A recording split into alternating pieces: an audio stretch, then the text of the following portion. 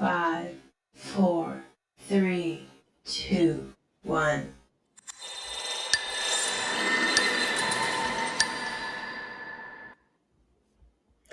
Hello, beautiful people. Happy pre-holiday. We are here for our subscriber check-in, chit-chat. I got nothing on the agenda. We just gonna chat. I'm just gonna run my mouth. And if you were not here, I just did a live a few hours ago on the series Dune Prophecy. Everybody should be watching that show. Okay, go check it out. Come back, watch the reviews for episode 1 and 2. I am so completely obsessed. Massively obsessed with Dune Prophecy. And it's not my ministry. That's not my genre, but I absolutely love it. But of course, you know that saying, anything that can go wrong does. Literally go to do the live and my microphone wasn't working. So I had to pull out my old microphone. This microphone is literally from when I first started YouTube like 3 years ago. And I have to hold it in my hand.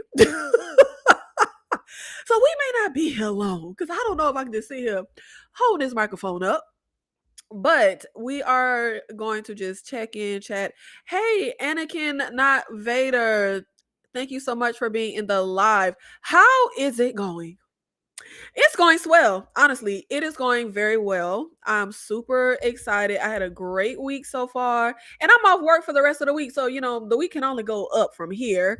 But of course, I moved recently. I have been living in Shantytown, living like a hobo, living like I'm in a hotel because everything has been in boxes. I had the air mattress up. So finally, my apartment is starting to feel like a home. Okay. Now, except this corner right here, you can't see it, but that's where like the last of the boxes are. And I got a few comforters over there. You have to like extra comforters. So it's a mess this way. But that's it. Like I pretty much have everything together. Just need to unbox the last of this stuff over here, like put like the comforters up. I want to get one of those, like my god sister has these like zippy bags, like you put your comforter in like these and they like suction, so like they take up less room. I was kind of feeling like I should throw them away. I have so many extra comforters, it's like freaking insane. Hey, Dane C, thank you so much for being in the live. Joseph Felton, thank you so much for being here. Yeah, there's the dog. Pissing me off because she's sliding her little self under my blanket. I hate that so much. Like, lay on top of the comforter. Don't go all up in my covers and in my sheets, man. I don't know why she has to do that, but she literally just will lay. Like, you can't. Like, she's literally under there. She's under. She's under. I hate that so much, but I am super excited because I feel like Nashville is finally starting to feel like home. My apartment is finally starting to feel like home. So I'm super excited. I still have a lot of stuff to do here, but we on the way. Okay, baby, we on the way.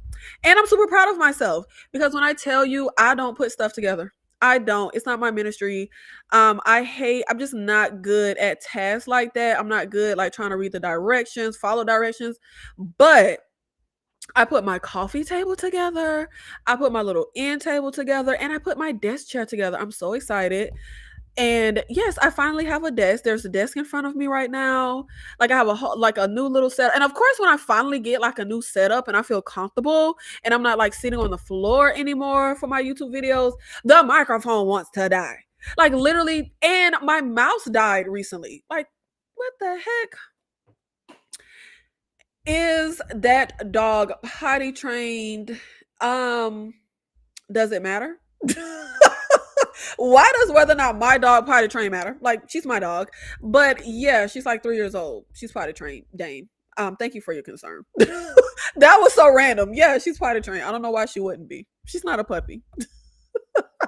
Yes, she is potty trained.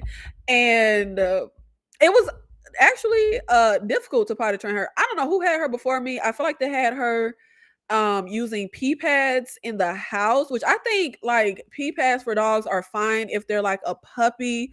And like the very first dog I ever had was like a 8-week-old puppy, and I was working a full-time job, and like my mother would come home on like midday to take my puppy out. I would come home my lunch break, but I mean, it's an 8-week-old puppy. They literally cannot hold their bladder like that. So I used these, put these little pee pads down when I would leave her alone. But once she got like, I don't know, 2 months old, 13 weeks, I would come home. She had the pee pads ripped up, so I stopped using them, and she was just holding it. But this little one, I think whoever had her using pee pads. She didn't like to walk on the grass. It was a lot, and still to this day, she'll just crap in the middle of the sidewalk. She'll pee on the. I hate that. Like, I don't like for her to like do her business where people have to like walk, but like I can't control it. But she's gotten better. She'll go on the grass sometimes, but she likes to do her business on concrete. Well, she's in your bed. No, she's not, Dane. She's sleeping. She's in my bed sleeping, Dane. No, sir. No. Why you gotta go there, Dane? Why you always gotta go there? And I was in a great mood. Don't ruin it, Dane. I was just listening to, oh my God, it's so many Prince songs that I love. Like, obviously it's Prince, but my number one favorite Prince song ever of all time is his song, The Most Beautiful Girl in the World. Like, I'm so obsessed. I was literally just listening to it before going live, which is just, it just boosts my mood. I just love that song so much. Like, literally the best Prince song ever of all time. But speaking of my favorites, I actually had someone ask me what is my favorite horror movie, and I can't say, there are certain questions that I really hate, that really really irk me. One of them is when people ask how many tattoos I have. Like, when people ask me how many tattoos I have, it is so annoying. Like, truly. Like, why would I sit and count them? Like, I have, like, literally, it's not like I have 4. Like, I have a ton. Why would you ask me that? Like, I don't know, sir. Like, I hate that question.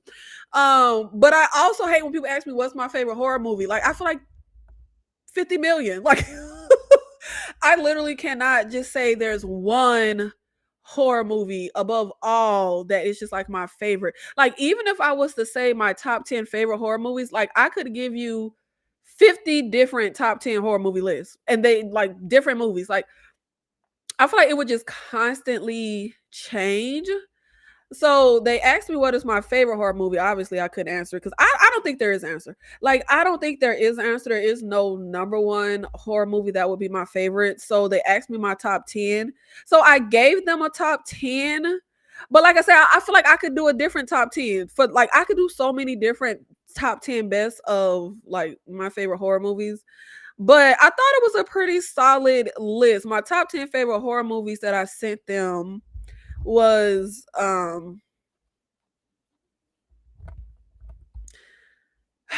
okay, I sent them 11 movies. That's why I paused, because I was just like looking at this list. I'm like, okay, there's 11 movies on here, and it was supposed to be 10.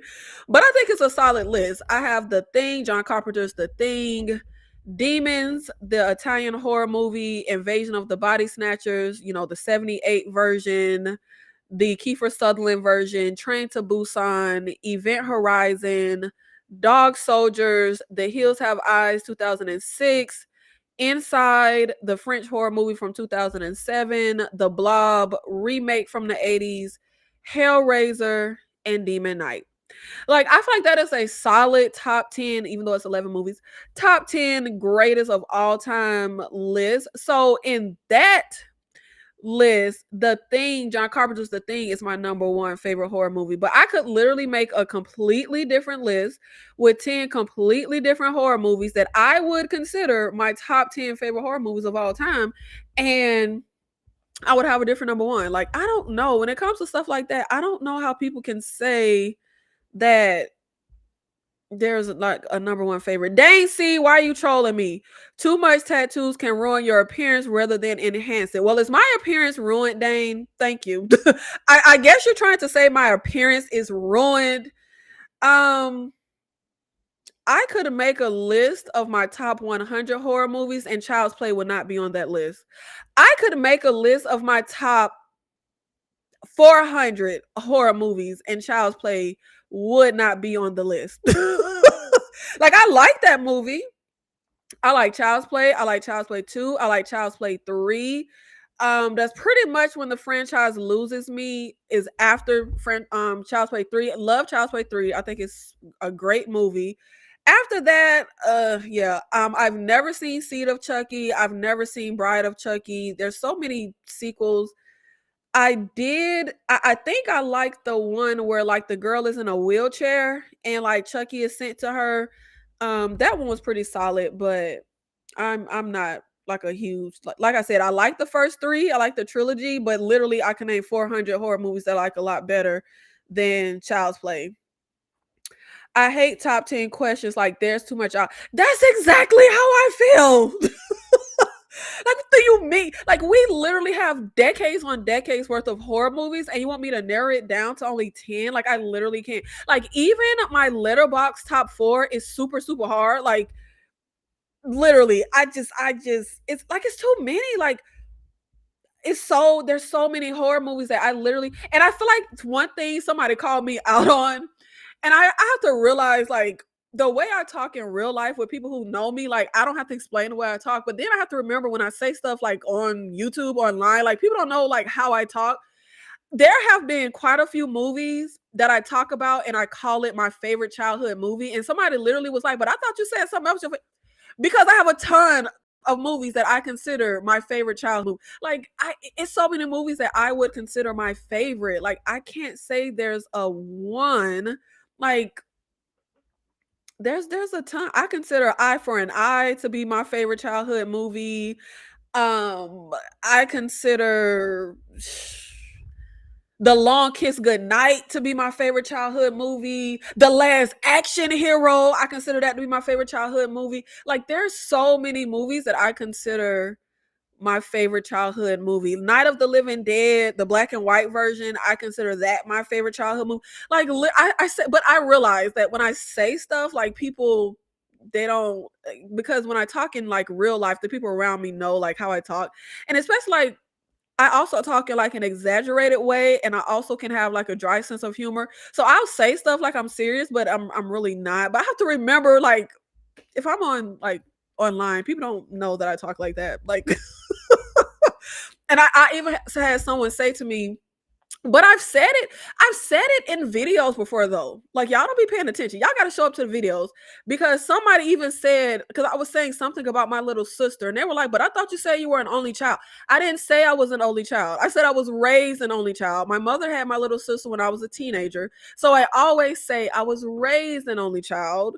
And like when I talk about my brother that passed away, and I've said I've clarified these things before. Like, he was technically my cousin, but you know how black folk do. His mama was wayward, whatever. And so we lived in the same house for a time. Like, we grew up like siblings, but he's not my mother's son. He's my mother's nephew. But I can't say his name, so I typically just call him my brother.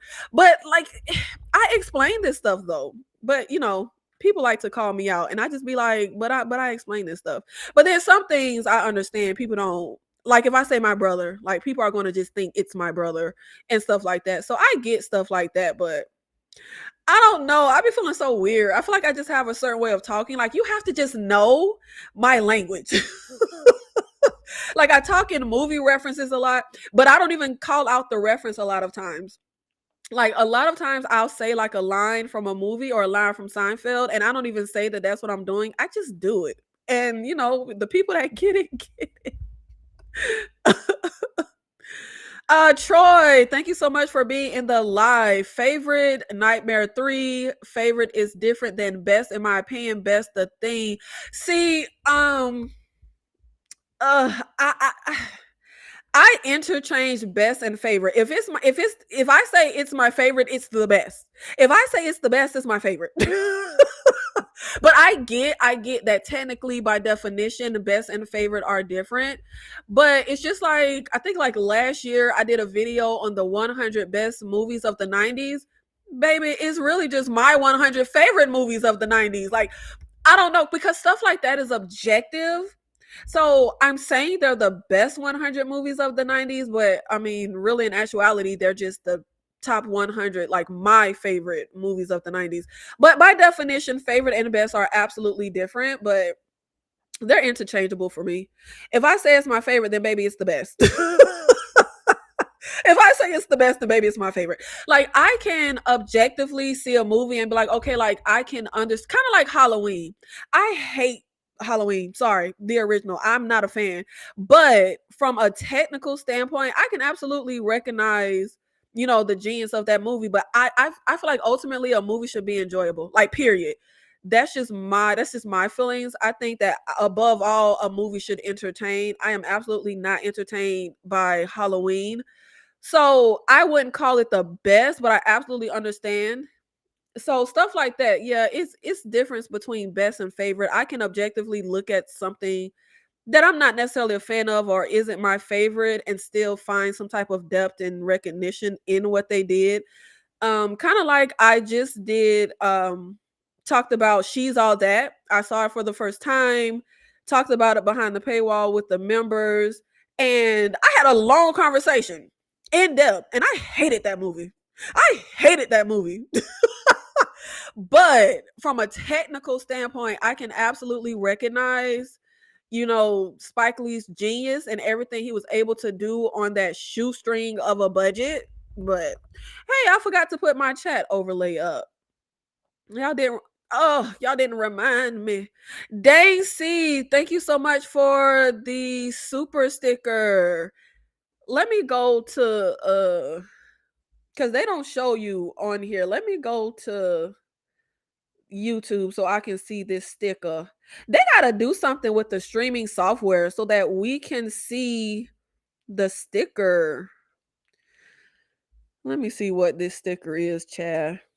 Hey, you, the little green man. Thank you so much, Dancy. I really appreciate it. Thank you. I heard Halloween started the modern slasher films. I don't think that's true. I think it would be Psycho, but there could be something further back than that. I am not the oldie movies, that's not my ministry. I only just saw Psycho for the first time this year. But I think Psycho was absolutely before Halloween. What movie started the modern slasher? What movie started the modern slasher? Halloween, 1978. According to Wikipedia, jump-started by the massive success of John Carpenter's Halloween, the era commonly cited as the golden age of slasher films. Nah, this say cited by Wikipedia. That's not a trusted source.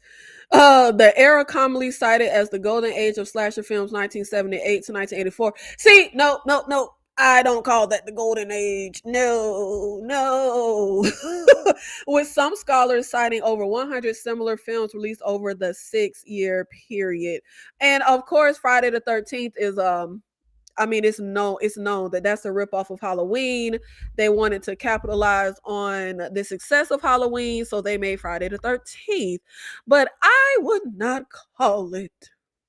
Well, that's just my opinion. Maybe it's not opinion. I mean, Wikipedia, if that's the source you want to cite, says that Halloween birthed the modern slasher. I mean, Dane, we not saying you're right. It's Wikipedia, babes. I don't know if we really gonna trust that. I mean, I'm not trusting that source. I did not say She's All That. I said She's Gotta Have It.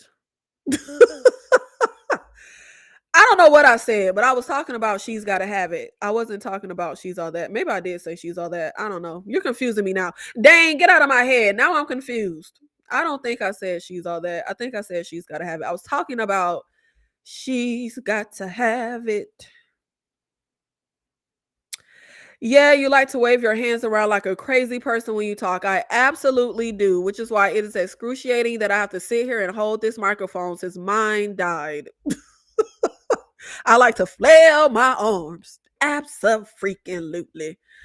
I don't know, it's just how I talk. I don't know why. It's like my arms operate at the same time as my mouth. I don't know what that's about. I don't know. Look, you know what I was talking about. You know what I meant. Why the hell would I be talking about she's damn all that? Shout out to Freddie Prinze Jr., but no. I meant, but for members, we were talking about the Spike Lee movie. She's got to have it. I did not mean to say she's all that. I have no clue why I would say that. But speaking of, I do have some more upcoming members only things. I have my nostalgia series that I do for members. I started with Species. I was supposed to do the butterfly effect next, which I haven't seen in ages, but I haven't been in a butterfly effect mood. Like, I don't know, that's just me as an audience. I have to be in like a mood for stuff, and I was super excited to see the butterfly effect because I haven't seen it in ages, but I haven't been in a butterfly effect mood, but I was in a joyride mood. So the next nostalgic video I will be doing will be Joyride from 2001 with Paul Walker. Super excited for that. And also, KillerCon is back. KillerCon will be back next Wednesday. And when I tell you, I was having heart palpitations today because y'all know I'm not a schedule girly. I completely forgot that KillerCon was back next Wednesday, and I obligated myself to the Dune lives every Wednesday, and I was like, oh shoot. I messed that up, and I could just move KillerCon, except I have a guest book. So I'm like, yeah, I have to stick to Wednesday. And I didn't get a chance to talk to the ladies after the Dune live because they had a live they had to run to. So I'm hoping we can move the Dune live. But I don't know what's going to happen. I don't know. Maybe I just won't be on the Dune lives, which I would hate because I love that show. Love it so much.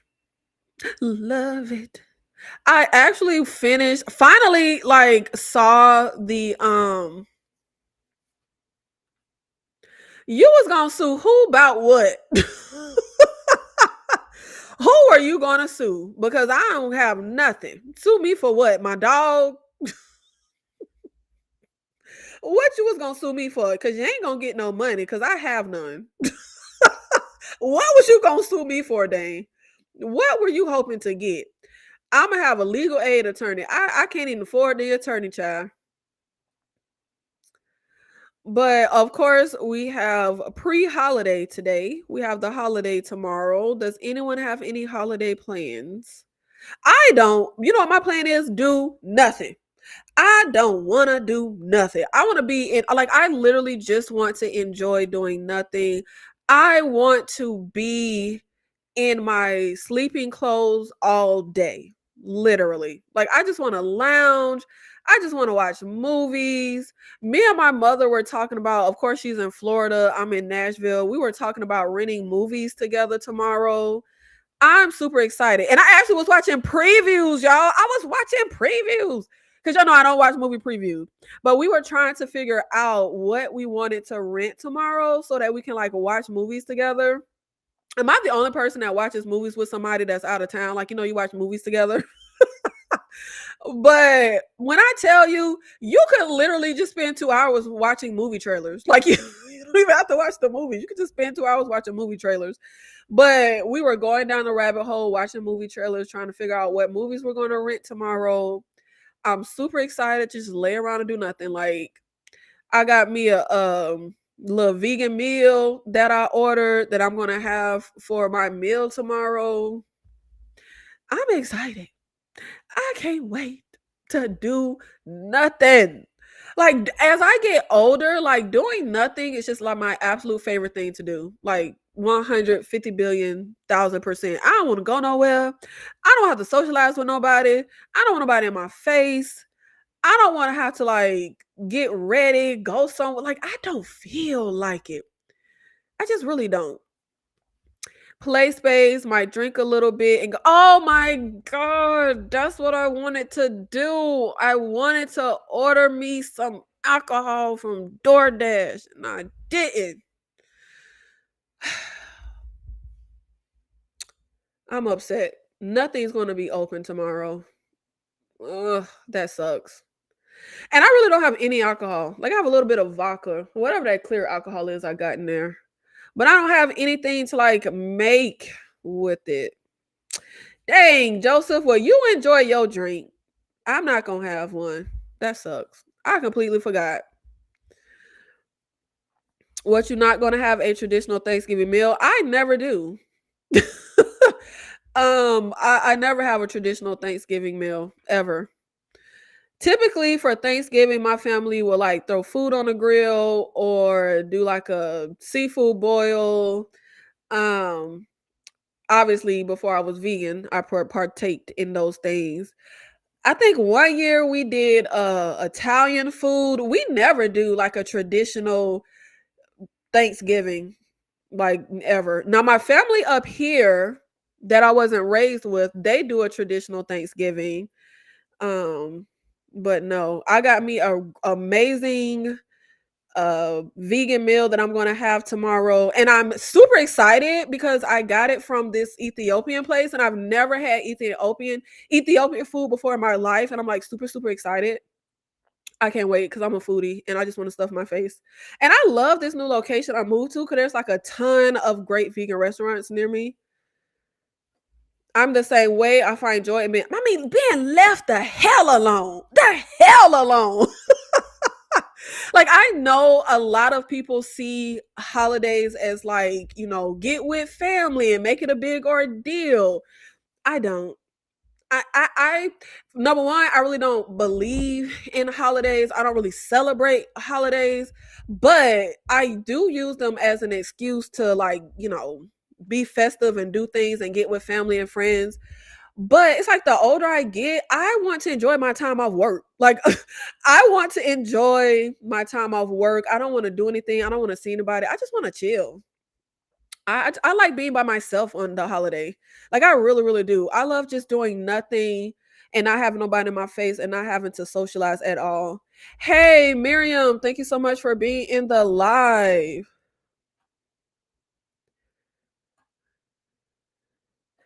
Dang, stop trolling me. What are you talking about? First of all, I don't like the term woke. Second of all, who the hell is a hippie? This is not the 60s or the 70s. People who like animals are vegan, Dane. That's who's vegan. Like, I don't know. I don't know what I'm supposed to respond to that. What you want me to say, Dane? But oh yeah, I will also. Well, I'm going to be doing nothing, but I am also going to be getting content up because I literally just finished filming my video for episode 10 of From before I got on this live. So I have that edited and up tomorrow. Oh, he will absolutely never stop trolling. Dane is a triple double OG troll. Literally, he is the triple double OG. Y'all don't know what Joyride is? What in the world kind of people are subscribed to me? Y'all don't know Joyride with Paul that is a classic. Go watch it. Joyride is streaming for free on Hulu right now. If you have Hulu, go watch it. Where else is Joy? I love that. I swear, when I say I be feeling like the only person who saw certain movies when they came out, this is why. Because Joyride is a classic. Let me see. Joyride is streaming on Hulu, Plex, Prime Video. Go watch it. It has Paul Walker, Lily Sabowski, who is the little white girl who used to look like Helen Hunt, illegitimate daughter, Steve Zane. It's amazing. Like I love this movie so freaking much. It's pretty much like a horror thriller, psychological thriller type of movie. Three young people on a road trip from Colorado to New Jersey talk to a trucker on the CB radio that must escape when he turns out to be a psychopathic killer because Paul Walker and Steve Zane are brothers. They are on a road trip, and Steve Zane, who is the wayward brother, gets this CB radio, and they hear this guy on the CB radio, Rusty Nail, and Paul Walker pretends to be Candy Cane. He pretends to be a girl, and they set up a meet. They are staying in a hotel, and it's a jerk next door, and they're like, "Hey, Rusty Nail, this is Candy Cane. Come meet me at this hotel." And they play like these pranks and tricks on him. And then they end up telling him, "Hey, there's no girl. You're a freaking psychopath." So they end up picking up Lily Sabowski, and he's like, "Candy Cane, I thought there was no girl." And so it's pretty much the whole movie where Rusty Nail is out to get them. It is so freaking good. Literally masterful. I love that movie. It's a classic. I can go watch it. Please, please get your life. That's what you need to do for your holiday. Go watch Joy Ride and get ready for my review on it. See, Miriam, you're a real one. Yes, you know about Joyride. Absolutely. They never explained how the CB radio dude they were tricking knew he was being tricked. Dane, we're not gonna talk spoilers. It's people that haven't seen it. Miriam, I fell asleep on y'all last night during the watch along. What happened? You ain't missed much, Miriam. You ain't missed much. So we did a watch along of Green Room yesterday, which is a like horror movie from I don't know, like 2015, I think, with Antoine Yelchin, where this little punk rock band goes to play at like this skinhead venue, and they end up seeing a murder and have to fight for their life from the skinheads. And I saw it one time, and I remembered loving the movie and thinking it was great. Like I remember like the first 30 minutes were kind of slow, but I could have sworn I loved that movie. Yeah, I didn't love it yesterday. Like it was okay. It's worth the watch if you've never seen it. Like just like see it, but it was me and Darfelina said that the scale is bad, meh, good, like great. It was good. It was a step above meh. It was not as good as I remembered it being. But you know what is as good as I remember it being? Motherfreaking Penny Dreadful. Oh my God. I am so excited to get into episode 2 of Penny Dreadful. If you haven't, go watch Penny Dreadful. Okay, it is streaming on Paramount Plus, Showtime, whatever the hell. Penny Dreadful is the horror series that I first talked about, I think last year around Halloween. I did a video on like the best horror series. Penny Dreadful, I said, was the #1 greatest horror series ever. I remember that show had me in a chokehold, but I've never rewatched it. I only saw it when it aired, and we are doing a retro rewatch review of Penny Dreadful. We are doing a watch along of each episode, followed by a live discussion. We did episode 1 on Monday, and just episode 1, I was like, oh yeah, I was right. I was motherfucking right when I said this was that show so good. Just that one episode, I was like, oh, they came in right. And it's fun because I don't really remember the show. So it literally feels like I'm watching it for the first time.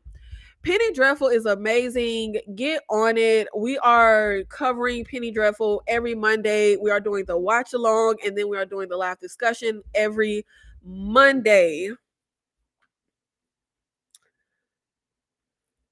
I probably would have liked it more if my sleep aid didn't kick in. Like, I'm gonna be honest, I think it's worth the watch. I just remembered it being like, you know how you can't actually remember the events of, well, I don't know, maybe nobody's memory is as bad as mine, but sometimes I can't actually remember the events of a movie. I just remember my feeling of the movie, and I couldn't really remember the events of Green Room. I just remember the feeling. I remember that I loved it. I've only seen it once, but it's not a bad movie. It's not terrible. I just feel like the pacing doesn't work for me at the top. We spent a lot of time establishing the characters, this band, them screaming, their horrible music, And then once it really gets going, like it's entertaining. Like it was a fine enough, enjoyable enough watch for like a Tuesday. Like it's not a bad movie. It just wasn't as great as I remembered it being, but it's absolutely worth the watch to me if you've never seen it. You should do a watch along. I don't want to watch. Why would I want to watch that? Why y'all be doing this to me? Now, y'all did give me suggestions for getting out of my comfort zone and out of my little box that I've stayed in my entire life. So we are doing a watch along of Juice. When is that? I think it's Sunday. Don't quote me. Look on the live tab. It's up there. I think it's Sunday. Y'all know I just schedule stuff. I don't even, it don't be no rhyme or reason. I just schedule it. And then we'll just see if I stick to the schedule or if I just like change it up. But as of now, I think it's scheduled for Sunday or is it Saturday? I don't know. But we have a watch along of Juice coming up this week, which will be my first time watch. I am stepping out of my comfort zone. But babe, we're gonna leave Ease Bayou where it's at. Now I did see Ease Bayou. I saw that when I was a kid. But I don't want to see that. That's a one and done. I don't want to see Ease Bayou. I ain't got time for that black trauma. Excuse me, sir.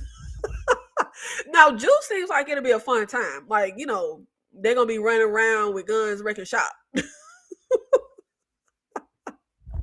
But East Bayou, I don't know. I don't know. Maybe East Bayou would be fun because I only saw it one time when I was like 10 years old. So I don't know. Maybe that would be a fun one to watch again.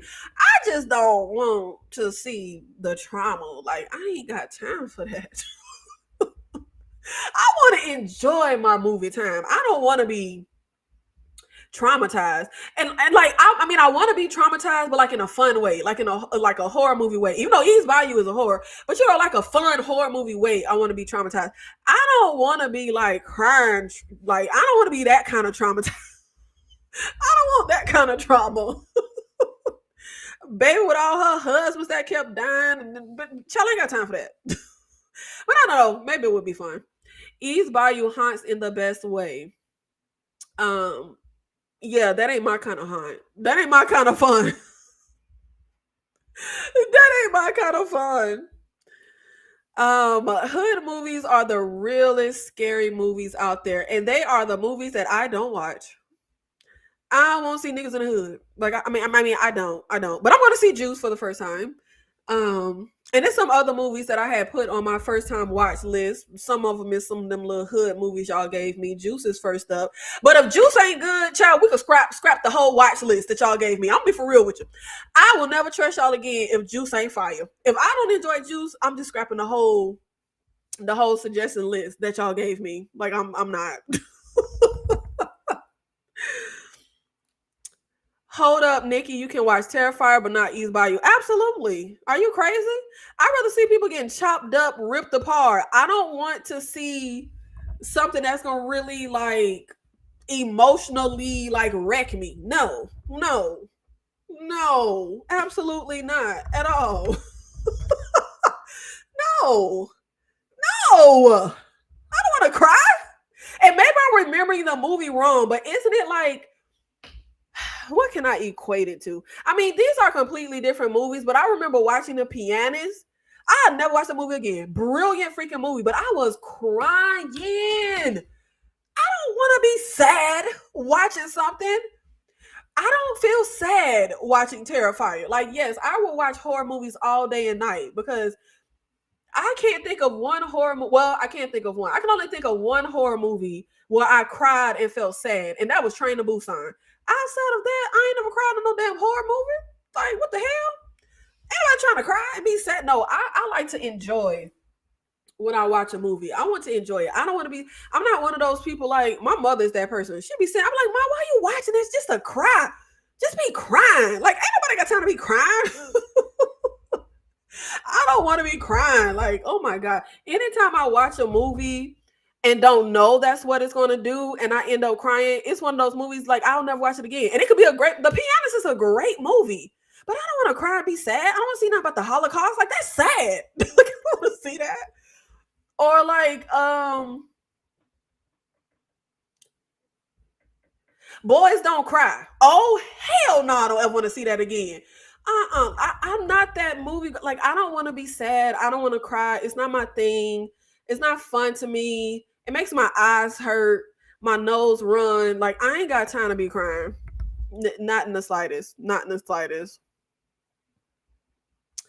Eve's Bayou never made me cry. I feel weird as F. I mean, I was only 10 years old, so I didn't cry. But from what I remember of the movie, I feel like it's one of those movies where like you're like it's not gonna let me look it up because I saw it when I was 10 years old and I've never seen it again. Maybe I'm remembering it. Um, maybe I'm remembering it wrong. Let me see.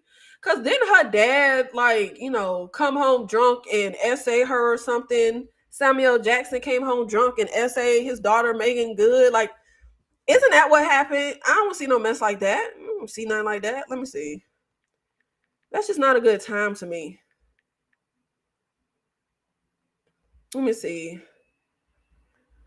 It's listed as drama. What did little Eve see and how will it haunt her? Husband, father, and womanizer Louise Batiste is the head of an affluent family, but it's the women who rule this gothic world of Man, that's not really telling me what the hell it's about. I could have sworn it was like some real like the dad came home and essayed Megan Good when he got home drunk or something. Like I thought it was like a real like black trauma kind of movie. And then now why I thought this was Lisa Nicole Carson. It's Debbie Morgan. See, my memory ain't even right with this movie. I thought Lisa Nicole Carson played the lady who all her husbands kept dying, but it was Debbie Morgan. My memory ain't even right on this damn movie. I mean, I saw it when I was 10. I'm 40. It was a long time ago. I just could have sworn it was like a black trauma kind of movie. And didn't the little girl go to a voodoo lady to kill somebody and the person got killed because of the voodoo she put on them or something? I think. Oh, don't worry, I won't watch. I've never seen Color Purple in my life, and I have no desire to. No, thank you. Not my cup of tea. Get Rich or Die Trying 2005 would be another good movie to watch. I've never seen Get Rich or Die Trying.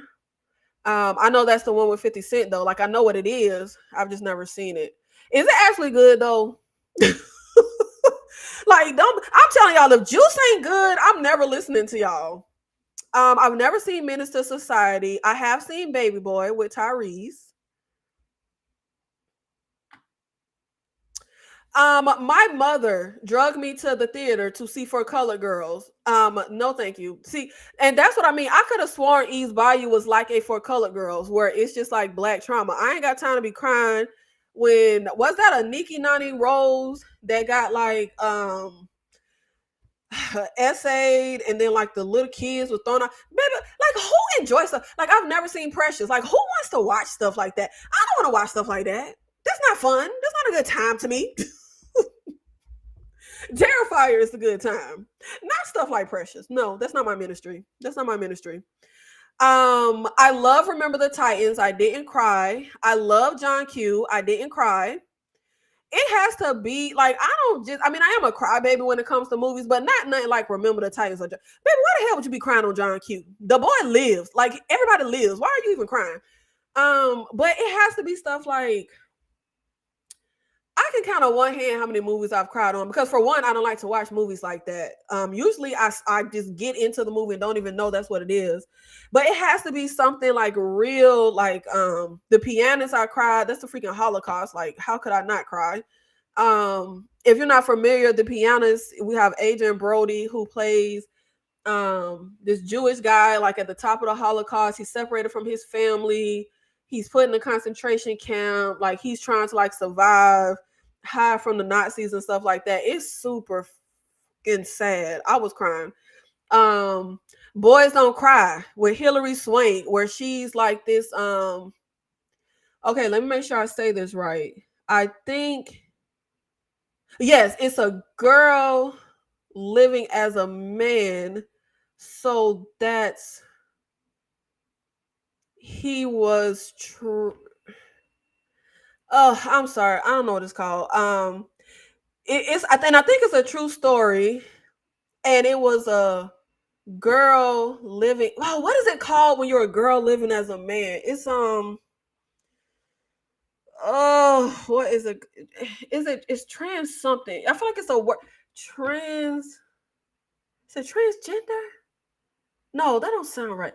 What is it when I don't know? Anyway, the point is that it was a true story about a girl who was living as a man and she was dating this guy's sister. The sister knew that she was actually a girl. I mean, he was actually born a girl, but didn't care. But once like her brother and his friend find out, they brutally essay the guy.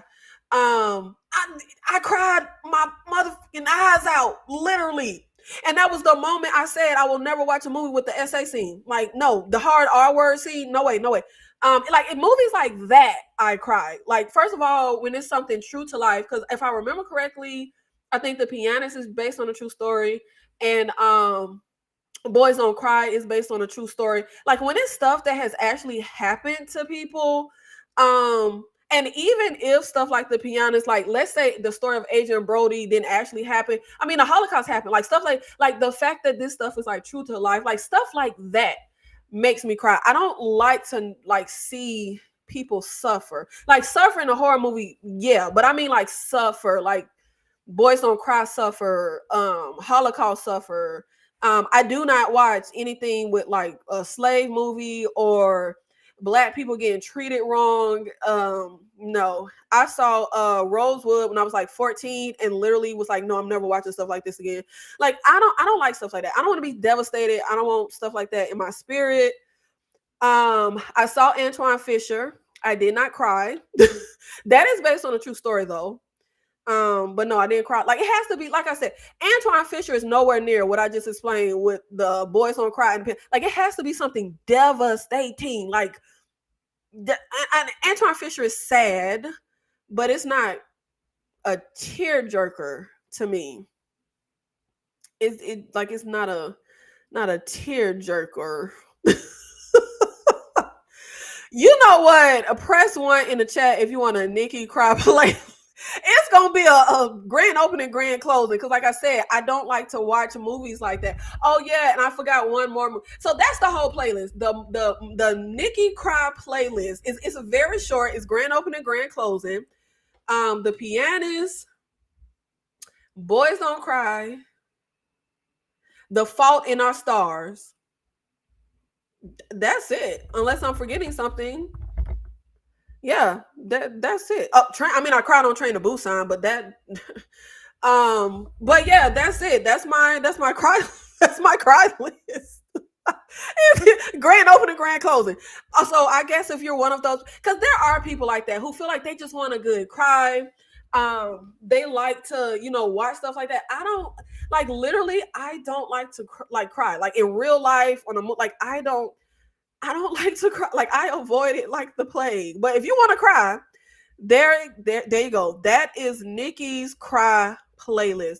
Now, if you want to kind of have a little happiness with the tears, start light. Start with The Fault in Our Stars. And then if you just want to be devastated and have your guts ripped out and be sad, watch The Pianist. And then if you want to hate the world and all of humanity, with your cry, and feel like there's no hope left in the world, then to absolutely rip your guts out, watch Boys Don't Cry. And they're all amazing. Boys Don't Cry and The Pianist and The Fault in Our Stars, like they're brilliant freaking movies. But they're one and done for me because I don't want to cry. Hey, Slink Boxes, thank you so much for being here in the live.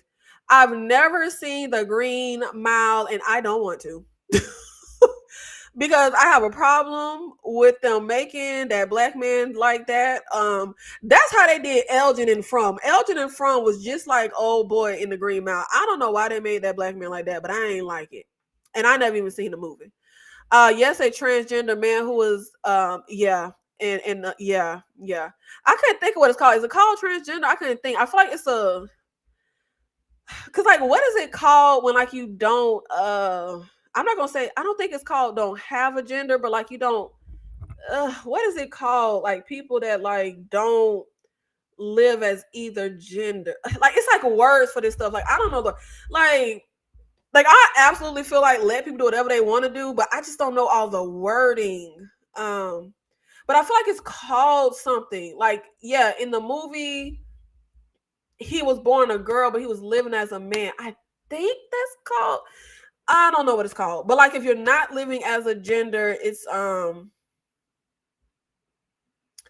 I don't know non-binary. That's what it's called. Thank you, Miriam. If you're not living as a gender, it's non-binary, and I think if you're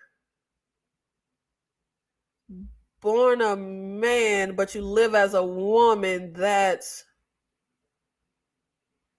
trans woman. That's what it's called. So in Boys Don't Cry, he was born a woman and lived as a man. So he was a trans man. That's what it's called. God damn it.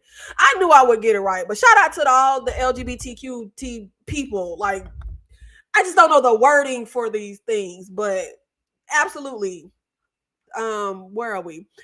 I love Pulp Fiction, but the essay scene with Ving Rhames always disturbed the F out of me every time I see it. I'm gonna be honest, Joseph.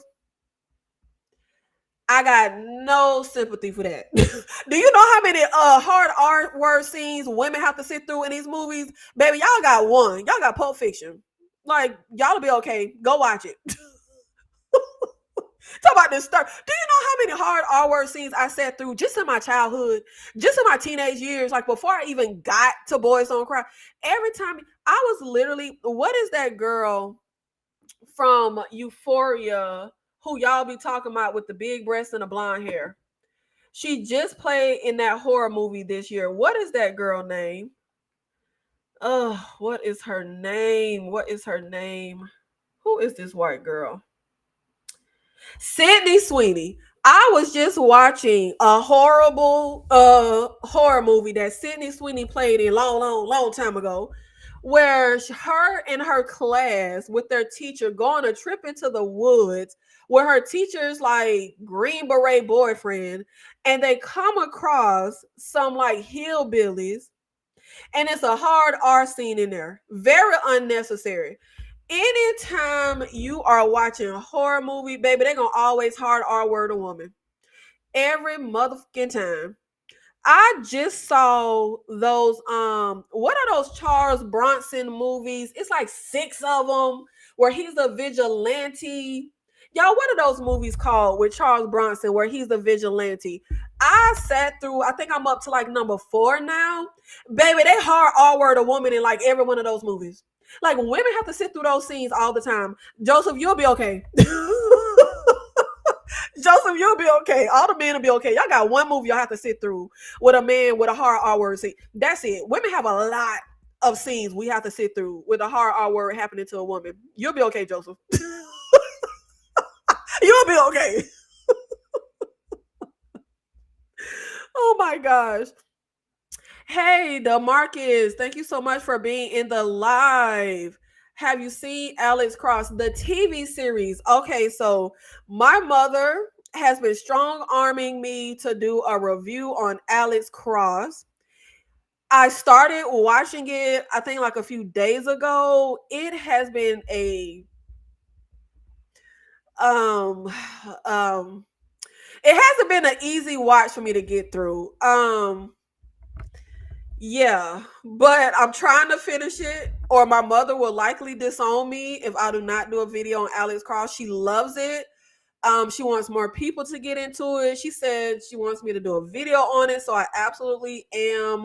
But it hasn't been easy for me to get through. Now, I think they did my dude a disservice. What is my guy name? I'm blanking. Who is the head in Alex Cross movie? What is his name? He was just in a movie earlier this year, actually a sci-fi movie. Aldous Hodge. I think they did him a disservice because I think the show should have been weekly so he could get an audience. But I absolutely love the actual crime detective part of the show. I just don't want nothing to do with his kids and his mama or grandma and his girlfriend. Like I honestly I was fast forwarding through them scenes. Like if it was his wife, I mean not his wife, if it was his girlfriend, if it was his kids, I was kind of fast forwarding a little bit. That stuff was just on my nerves. And out of all the movies I recall with Alex Cross, I don't recall him being on damn Family Man and having kids. We got the Tyler Perry Alex Cross. I don't remember no kids in there. We got Kiss the Girls and Along Came a Spider. I don't remember no kids in there. I don't know why he got these damn kids. We ain't got time for them motherfucking kids. But I am like super interested in the actual villain and the crime part. Like I'm really excited for that. It's just all the other stuff that is annoying me, and I don't even think I'm very far in the show. Like it has moved like dog years for me. I think I might be on like, I mean, I can't even guess. I don't know. I've been watching it for like a few days. I like stopped and I watched, finally finished Dune, Zendaya's Dune, which I did see it whenever it came out, but I was so confused. And so I rewatched it the other day. I was still confused, but I love it. And I can't wait to see the second one. I'm just confused, child. But it was one of those movies. I don't know what the hell going on, but I liked it. Thank you, DeMarcus. Happy holiday to you as well. Those multiple essay scenes in the OG version of I Spit on Your Grave. I don't even watch them movies. No, sir. Always made me want to cry. Still a good movie, but that scene most definitely disturbs me in so many ways. You know what? That's kind of refreshing to hear because I didn't think men get disturbed by essay scenes against women in movies because I feel like the way they're filmed, like they're framed kind of like tantalizing. Like I be feeling like men be like getting off on them scenes. I didn't think men, and even if they don't, I just feel like it was something like men don't really be triggered or disturbed. So I'm happy that you were disturbed by those scenes. I'm gonna be honest, because I didn't think men get disturbed by those scenes.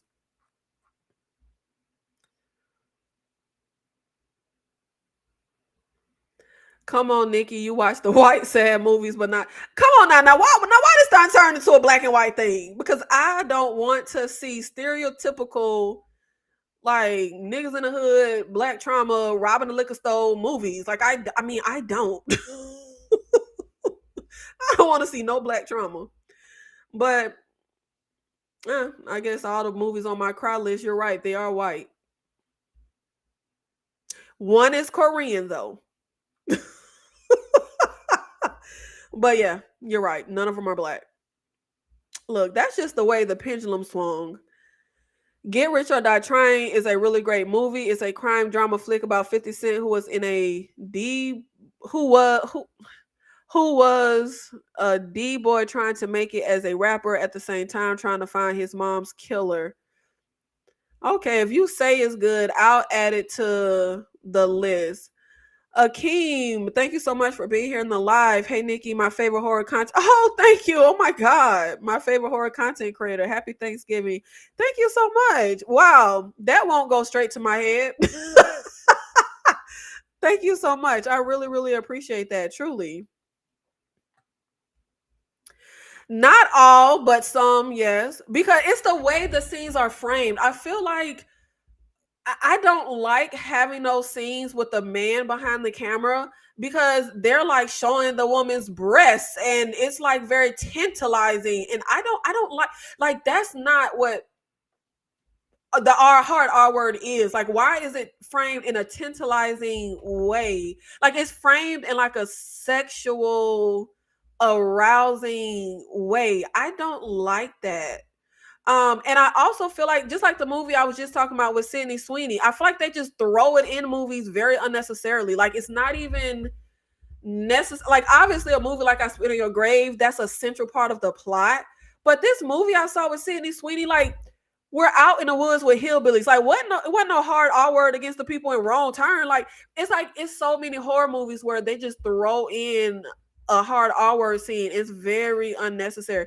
And I even felt like those Charles Bronson movies that I just saw for the first time, very unnecessary for y'all to put a hard R word scene in every month of these movies against a woman. Like it's just, I feel like men just because, and I'm saying men because all the movies I'm talking about, they're written by and directed by men. I feel like men just throw these hard R word scenes into their movies, and it's no like, I don't know. This is a whole nother conversation. I just feel like there's so much. Um, this is a whole nother conversation. I can't get into this. I just feel like there's a way for it to be framed that would be more respectful, for lack of a better word. Would be more. We can't get into this.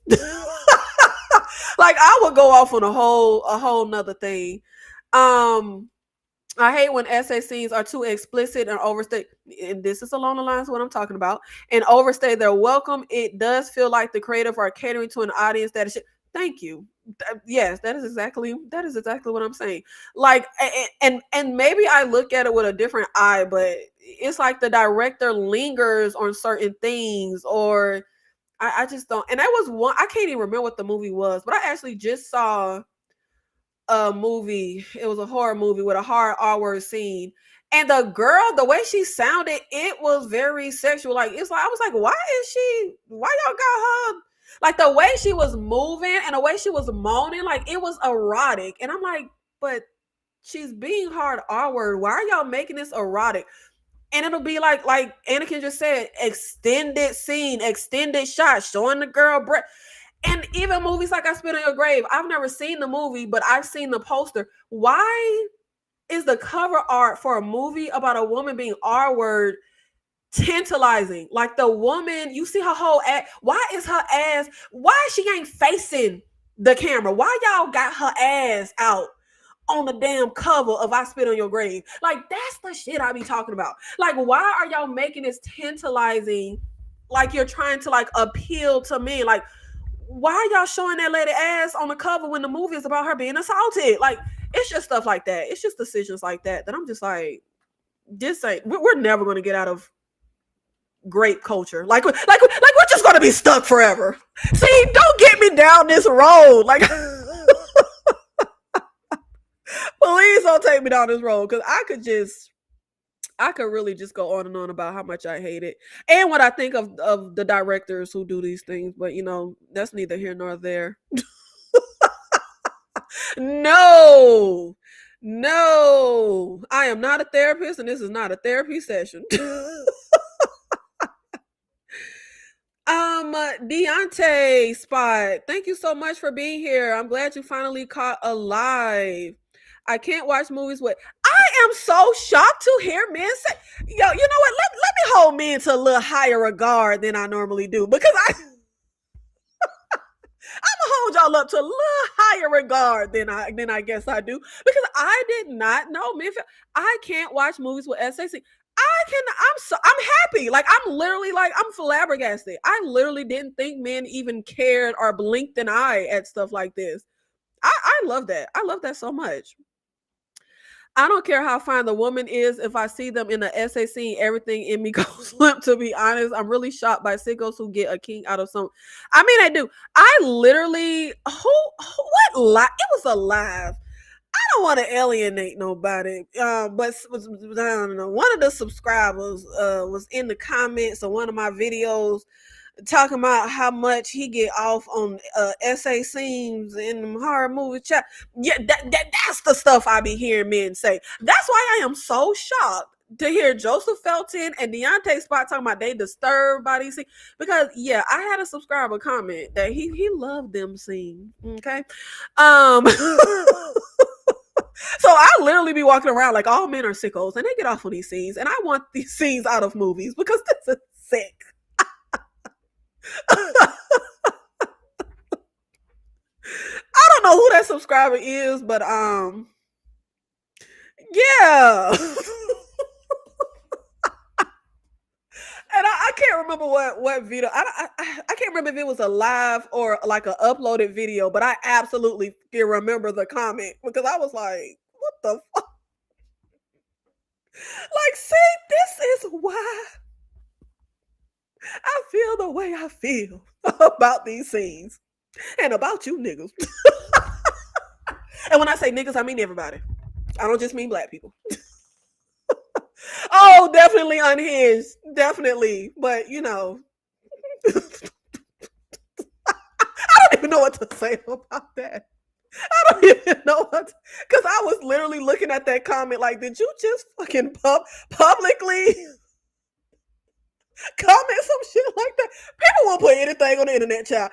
People will put anything on the motherfucking internet, because who the hell, like, even if you think that way, right? Like, even if you sitting in your house getting off on them, see, who would publicly put that shit in somebody's comments? Like, what the baby, when I tell you, people ain't got no shame. People ain't got no shame. People will put anything on Beyonce's internet. Yeah. Yeah. Bro should have kept that. That's what I'm saying. Like, even if you feel that way, but and then why are you telling me? Why are you telling me? Oh my God. I need to judge y'all a lot more than I do, because apparently y'all think commenting stuff like that on my channel is okay. It's really not. I'll never forget that comment. I think I was telling everybody. I told Tyra, like, I remember me and Tyra having a conversation. I think I took a screenshot of the comment and was sending it to people, because I was like, who the fuck is this? Who the fuck is this? Oh my God. Like, child. Yo, you never know who's sitting next to you. You never know who in your YouTube comments. Because what the, like, I literally cannot believe that he said that. I just, yeah. Look. Yeah. Yeah. It was yeah, it was yeah, yeah. Still can't believe it. They put that in my comments. Trust me, there was nothing erotic about the R word scene in the Players Club. Yeah. I agree with you on that. That was fucking brutal. But even in that scene, I just didn't think men bat an eye. I'm gonna be honest, because I to see what that man put in my comments.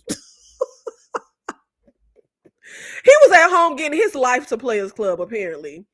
But yeah, that was brutal as hell. And I saw that when I was like 10 years old. Shout out to 90s parenting, because my mother took me and my cousin to the theaters to see Players Club. We were like 10. And I turned out just very well adjusted.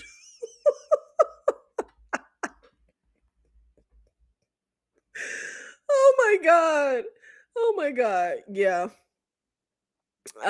Yeah, that Players Club scene is brutal. Oh my God. And I literally haven't seen Players Club since my mother took me to the theaters at 10. But I sometimes want to like revisit it, but that scene keeps me from ever revisiting that goddamn movie. And I think there's another essay scene in there. Not as brutal, but didn't the blonde girl essay Diamond, if I remember correctly? Yeah, shout out to 90s parenting. Shout out to Miss Lisa. I love you, Ma, because I'm sure you're gonna watch this on the replay tomorrow. But when I tell you, my mama ain't never checked no movie rating when I was never. I remember my little sister came along. I was like, you gonna let mama look at I was a stickler about the rating when my little sister. I was like, Mama, you gonna have what? Mama, this is rated PG-13. She 5. Shout out to the old school parents. Because maybe they didn't care. It was the Wild West. Like, we was running amok. Baby, I was like.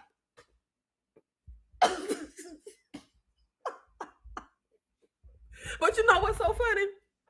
If I ever had kids, I would be strict as hell when it comes to the content that they are able to consume.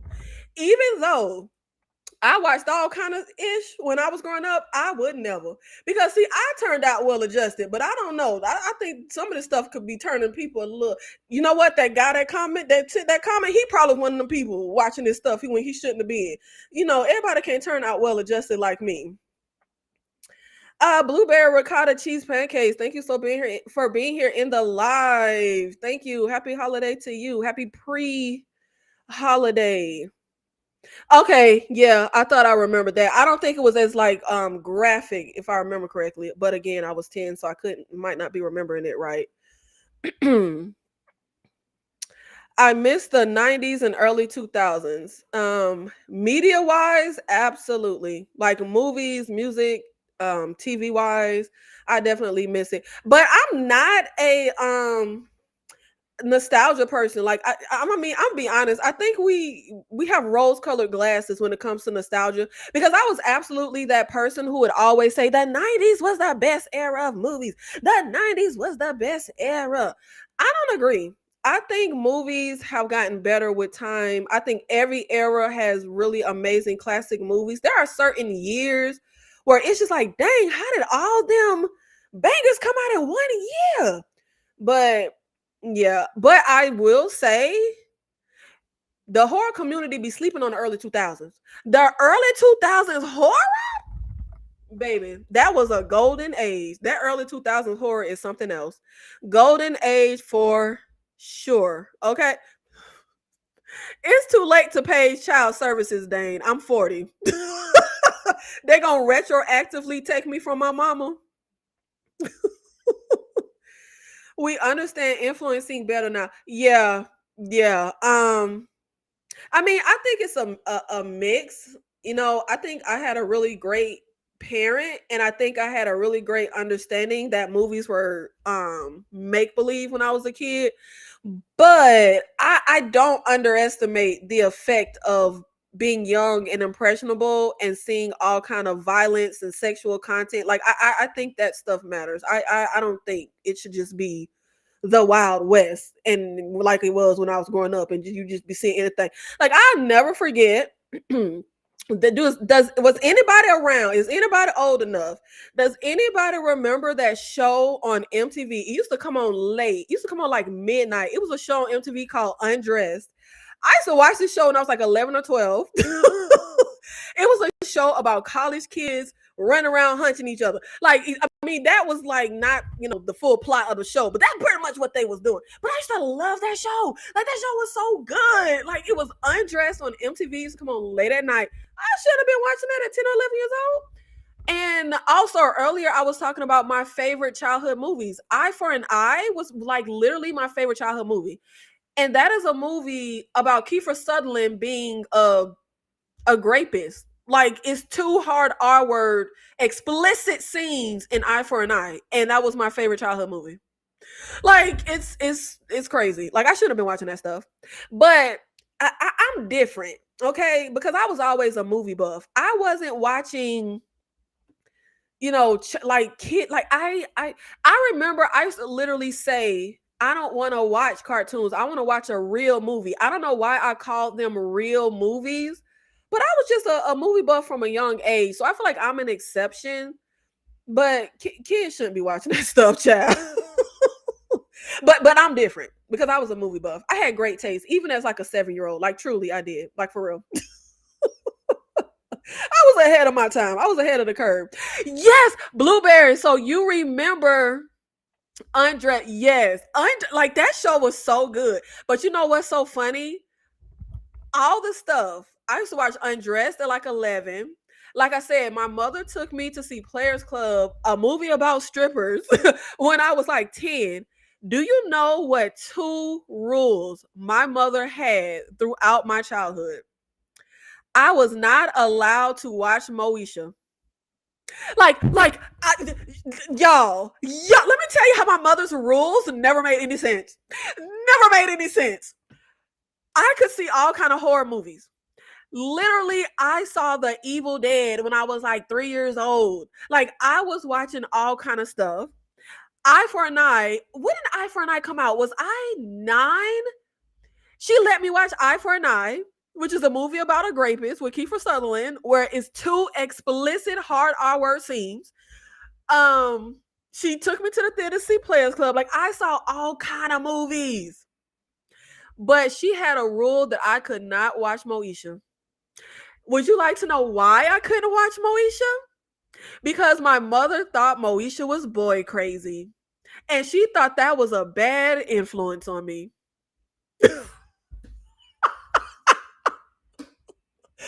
Players Club wasn't a bad influence. Watching people get chopped up and killed in horror movies. One, oh, but Moesha was so bad. Child, parents' rules don't be making no damn sense. Like, parents' rules don't be making no sense. And then rule number 2, I was not allowed to listen to Eminem. Literally, those are the only 2 rules that I ever had in my whole life regarding like consuming content and media. Literally. But I loved Eminem. I had every CD. But, you know, my mama didn't know that. But that literally makes no sense. Like, so yeah, I never saw Moesha. Like the only and not like never saw. The only times I would ever see Moesha is when I would like go to my aunt's house or something, and it would be playing. But I've never, so I've like seen a bit, but I've literally never like sat and watched Moesha because at the time it aired, I wasn't allowed to watch it. And then once I got older, I didn't care to watch it. Yeah. Yeah. Yeah. I feel like that makes no sense. When I tell you, I always thought my mother had the truly. And what was even more physical rules is the fact that I didn't have a parent that like a ton of freedom when I was growing up. I think I truly love about my mother is she really never, unless obviously if it was something like dire important, but she really didn't make me do stuff, right? Like she would always give me options. You know, she raised me to have my own opinion, make my own decisions. Like it was a lot of freedom I had. But then when she had a rule, though, she would be so serious about it. But they were the most nonsensical rules. You want to know another rule my mother had when I was young? She had a rule that I was not allowed to shave my legs.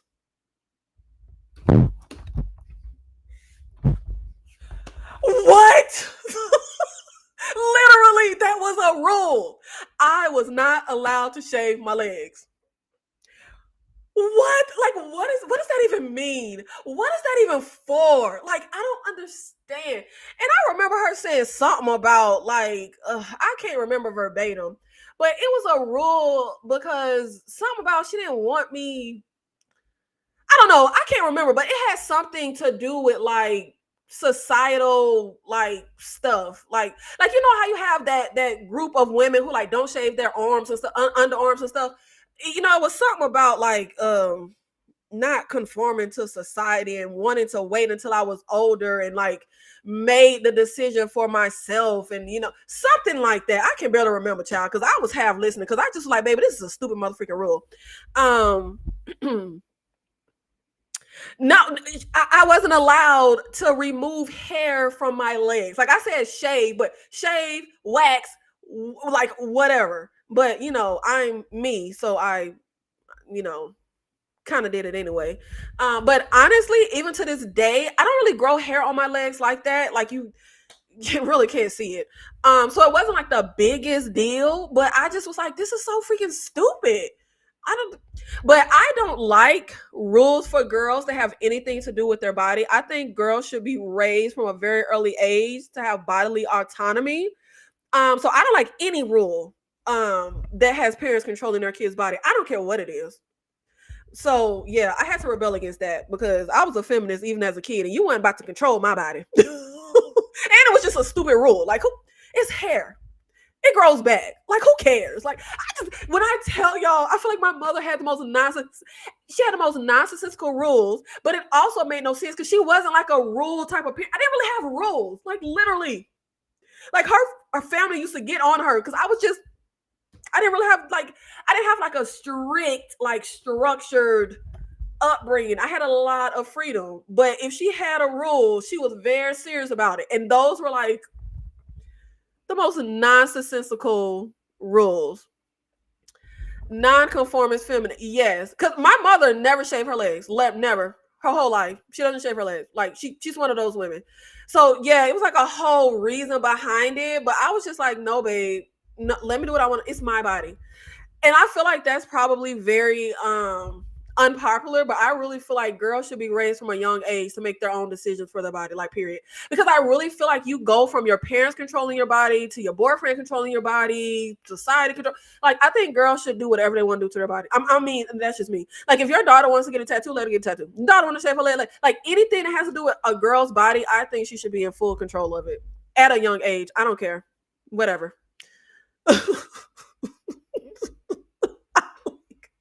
Let these girls have control of their body. Allowed to have internet at home. Yeah, I had my own phone line at like 12. I had a computer and internet in my room. Yeah, I had a lot of freedom. I had a ton of freedom. So you never had a curfew.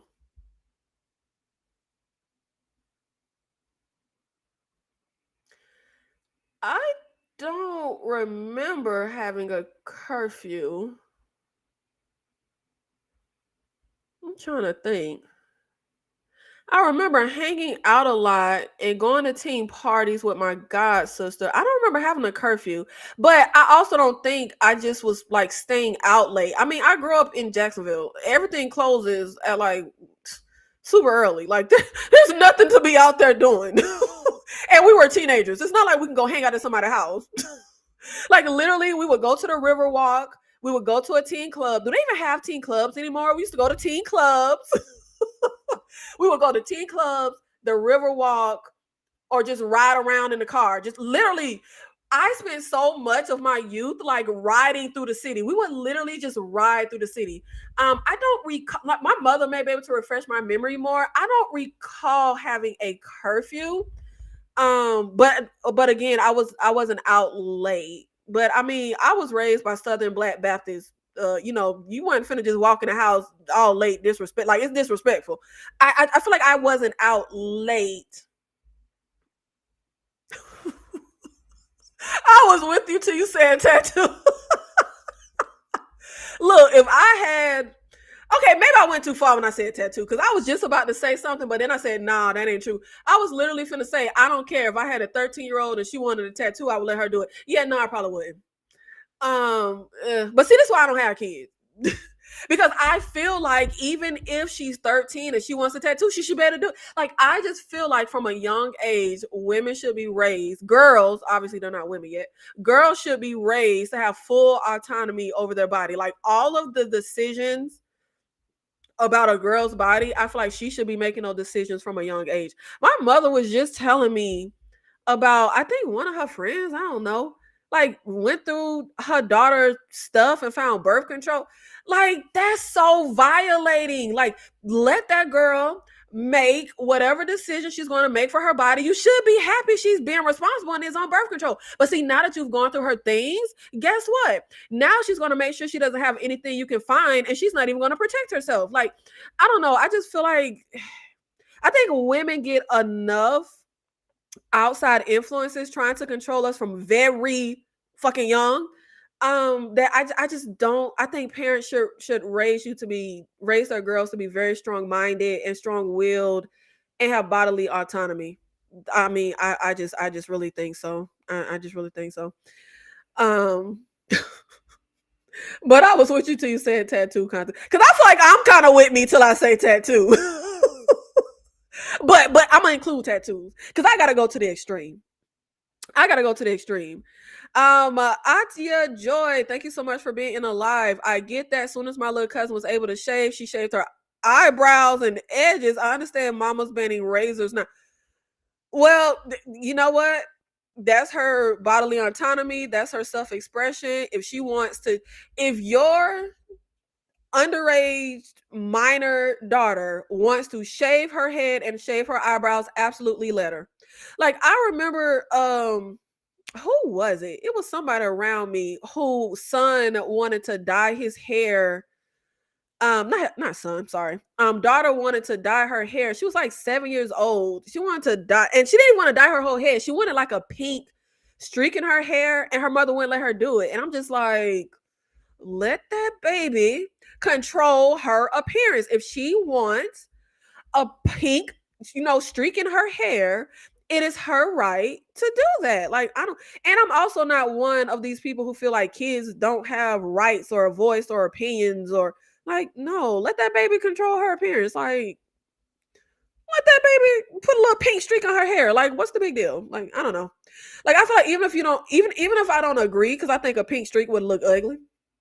Just let that baby do what she want to do. Let that baby look how she want to look. So it's fine if your young daughter wants to start having sex. I don't think minors should have sex, but if that is my daughter's decision, then that is my daughter's decision. I think she should have full bodily autonomy. And I would just hope that she would, first of all, make a decision for herself. Don't do it because a guy wants to. Don't do it because your friends like if that's what she wants to do because she wants to do it, then yeah.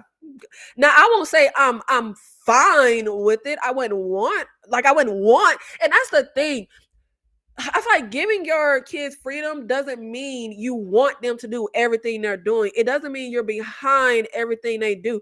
It's a lot of stuff that I champion that people should do or be able to do that I would never do or that I don't even agree with. But I think it's their right to do it.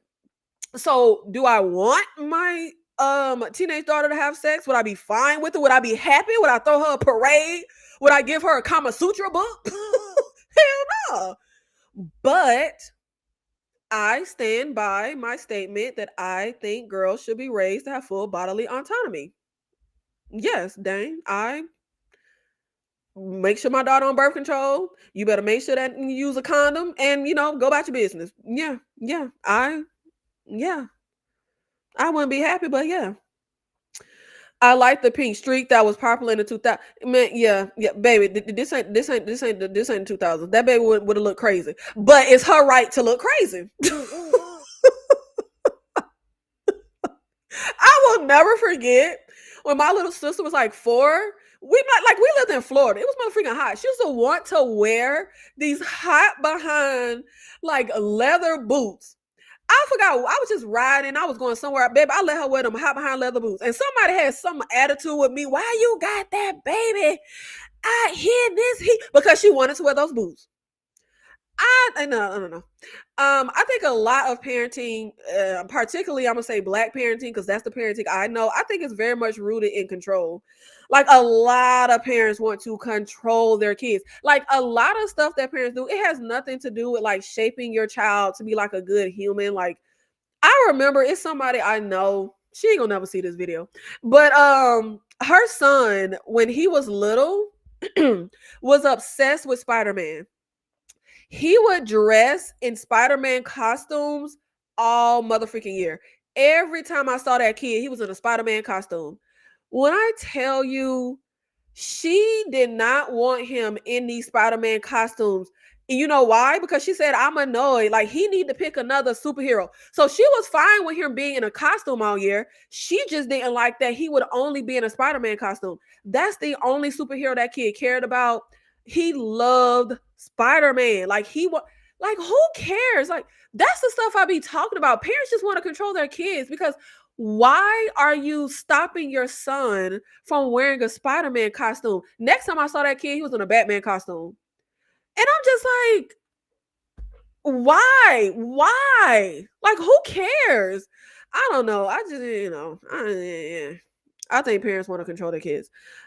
Nikki, you have too much faith in the thinking capacity of young girls. The point is, they'll never have their own thinking capacity if their parents think for them. Like, you have to let your kids make their own decisions. You have to let your kids make stupid decisions. You have to let your kids make the wrong decision. You have to let your kids make bad decisions. They have to flex their decision-making skills.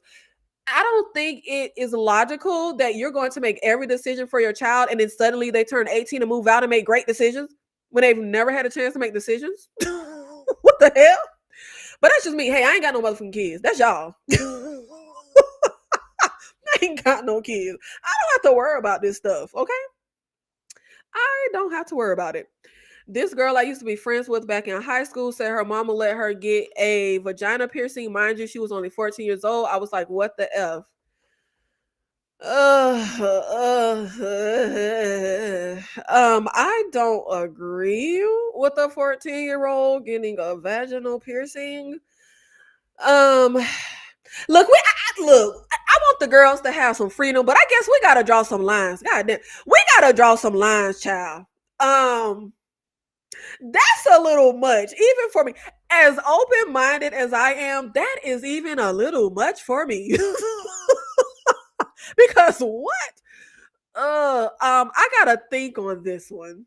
I gotta think because she should have bodily autonomy, but ain't nan body piercing my 14-year-old child's nether regions. What the hell? Gotta dip out. Peace out. Thank you so much, Dane, for being here. Adia Joy, that's true, Nikki. You know, look, I'm just trying to be him. And the thing is, I'm a girl. I was raised with girl. I'm not one of those like women who I don't have women friends. I want to be around, but I've always had a ton of female friends and male friends. And let me tell you, you would be surprised at the stuff that girls do that they don't even want to mother freaking do. And a lot of my friends, I wasn't the person who grew up with like a ton of friends who didn't have like their dad. I was literally the only person in the crew who like it was just me and my mama. Every friend I had was in a house with their mother and their father, and they all had controlling ass fathers. I call it controlling, and you know, black people call it fathering. But literally, I remember being like 12, 13, 14, 15, and my homegirl was not allowed to have boys call her house. Literally, you know what she would do? She would give all of her boyfriends my phone number. They would call me, and I would call her to call them because she wasn't allowed to have boys call her house. See, you think you controlling your kids, but they really out here running amok unbeknownst to you. Or once they get out of your house, they run amok because I've seen that too. But that's why I say, look, you gotta let these girls make their own decisions. They gotta flex their decision-making skills. They have to understand that they have full bodily autonomy. Because I swear, women go from being girls with their father or parent or male figure controlling them to women with their boyfriend control. Like it's just they keep trading off control. Like the control should be hers. Let's draw the line. I mean, look, yeah, Joseph took me out with that comment. That came out of left field. I was like, okay, yeah, I'm not really on board with that. So I guess we gotta draw some lines. I guess I was taking it a little too far. The babies gotta have some lines drawn for them, okay? We can't let them wreck their lives, okay? We gotta let them draw some. You know, we gotta draw some lines because that's why I said my mother gave me a lot of freedom. But if it was something like, you know, for real, something serious, then she like put her foot down. But she wasn't a put your foot down kind of parent. Like I had a lot of freedom and was able to make a lot of decisions for myself because you have to learn to make decisions and live with the consequences. But yeah, we gotta draw some lines. We gotta draw some lines. So I stand by like my mother's method of parenting in the sense of giving your kids a lot of freedom and allowing them to make decisions and mess up and make a stupid decision and make a decision and you know live with the consequence. But we gotta draw some lines because the person on the 14-year-old, yeah, we gotta draw some lines. And baby, I'm open-minded as hell. So if I'm drawing the line, you know we're going a little too far.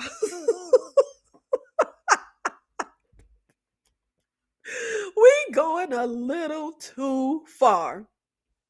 I definitely agree with that. We spend most of our lives as women giving autonomy of our bodies to other people, parents, mates, children, society. Absolutely, absolutely, absolutely. That's why I feel very strongly about that. But Joseph came out of left field, and we got to draw some lines. And I guess we'll draw the line at a tattoo because a tattoo is permanent. I guess we'll draw some. We'll draw some lines. I went a little too far. Okay, I will admit I went a little too far, but I just feel very strongly because I didn't see. Like I will never understand being like 15 and my homegirl telling me about having sex with a guy and she didn't even want to do it. But like it irks me. And guess what? She had a controlling father, so it was very easy to go from one man controlling her to another one controlling her. I mean, that's just my opinion, on the outside looking in with some of my friends. You gonna hand me the Sharpie to draw the line? Okay. I don't know how we be getting off into these baby, we probably talking about movies. This is a channel where I talk about, I don't know how we always go off into the depths of hell with these conversations. Like we really just be going off into the depths of somebody. Baby, I don't have kids. I don't want kids. I will be happy to die 198 years old with no offspring. But, it's just my opinions, on parenting for the parents out there. You can drop all the advice there is on your kids, but when they get out on their own, parents just got to hope and pray that they do make the right decisions. It's all up to them at the end of the day. Yes, absolutely. And what's crazy is I could have sworn I wasn't even listening to my mama, but I absolutely quote to this day a lot of the stuff my mama, babe, what I tell you? Oh my God. My mama was always lecturing when I was growing. Babe, my mama always had some words of wisdom, some lesson to tell me. And I swore I wasn't listening. I could have sworn I wasn't listening to. She used to always say it go in one ear, not the other. But unfortunately, it seeped in, and I didn't even realize it. It seeped in. Oh my God, it really seeped in. But I don't know. Me and my aunt was actually talking about this the other day because, and I love the mothers in my life and the parents in my life, because a lot of people feel like if you don't have kids, you shouldn't have anything to say about parenting. But I love how the mothers and parents in my life, we have so many in-depth conversations about parenting, and I ain't got no motherfucking kids. But they don't dismiss my opinions, and I love that. And we go back and forth, and they'll be like, "Oh, you make a good point." And then other stuff they'll say, "Well, no, you don't have kids, you don't understand." But I love that we can just have healthy conversations, and they don't just dismiss me because I don't have kids. But me and my aunt were talking the other day, because me and my aunt stay in the same building, right? And you know how you're walking through a hallway, or you get on an elevator and you're like, "How you doing?" or "Hey," or something like that. I will just walk by people and I won't say nothing. It depends on my mood, right? If I walk by somebody and I'm in a mood to speak, then I'll speak. But if I'm not in the mood to speak, I'm gonna sit on that motherfucking elevator silent. Silent is silent. But if I don't feel like speaking, I'm not gonna speak. So my aunt was going down with me to get my groceries. She was finna help me put my bed together, and I had grocery delivery coming or whatever. But anyway, I walked by somebody and I didn't say nothing. And she was saying how the way she was raised, you better walk in a room and speak. And she was actually traumatized one time because she walked in and just sat down. And you know how Southern Black folk is. Don't, and I don't know, Northern Black folk, tell me if y'all have the same stuff, child. But and I was raised the same way. You better walk, you better speak. But child, I'm me and I'm do what I want to do. And I hate that. My aunt is a very reserved, shy, and she was saying how if she could go back, she would have done her parenting so differently. And we were talking about she has two daughters. One of her daughters reminds me so much of me. When she was a kid, she's way younger than me. I remember when she was a kid, she was loud, she was bouncing off the wall, she was joking. She was a very outgoing. But then her other daughter is a very quiet, reserved, just like her. And she was saying, and I was saying, that's why I feel like people don't account for stuff like that. People look at, oh, you don't speak, so that's rude. Somebody not speaking to you is not rude. They don't want to speak. I hate making kids speak to people that they don't want to speak to. And for one, I think we don't factor in that everyone is different. Some people are just more reserved, and they're more I'm not reserved and shy. I just have moods. And if I don't, sometimes I just don't, I feel like sometimes I just don't want to speak. I just don't. I don't feel like talking. I don't want to say nothing to you. I don't want to.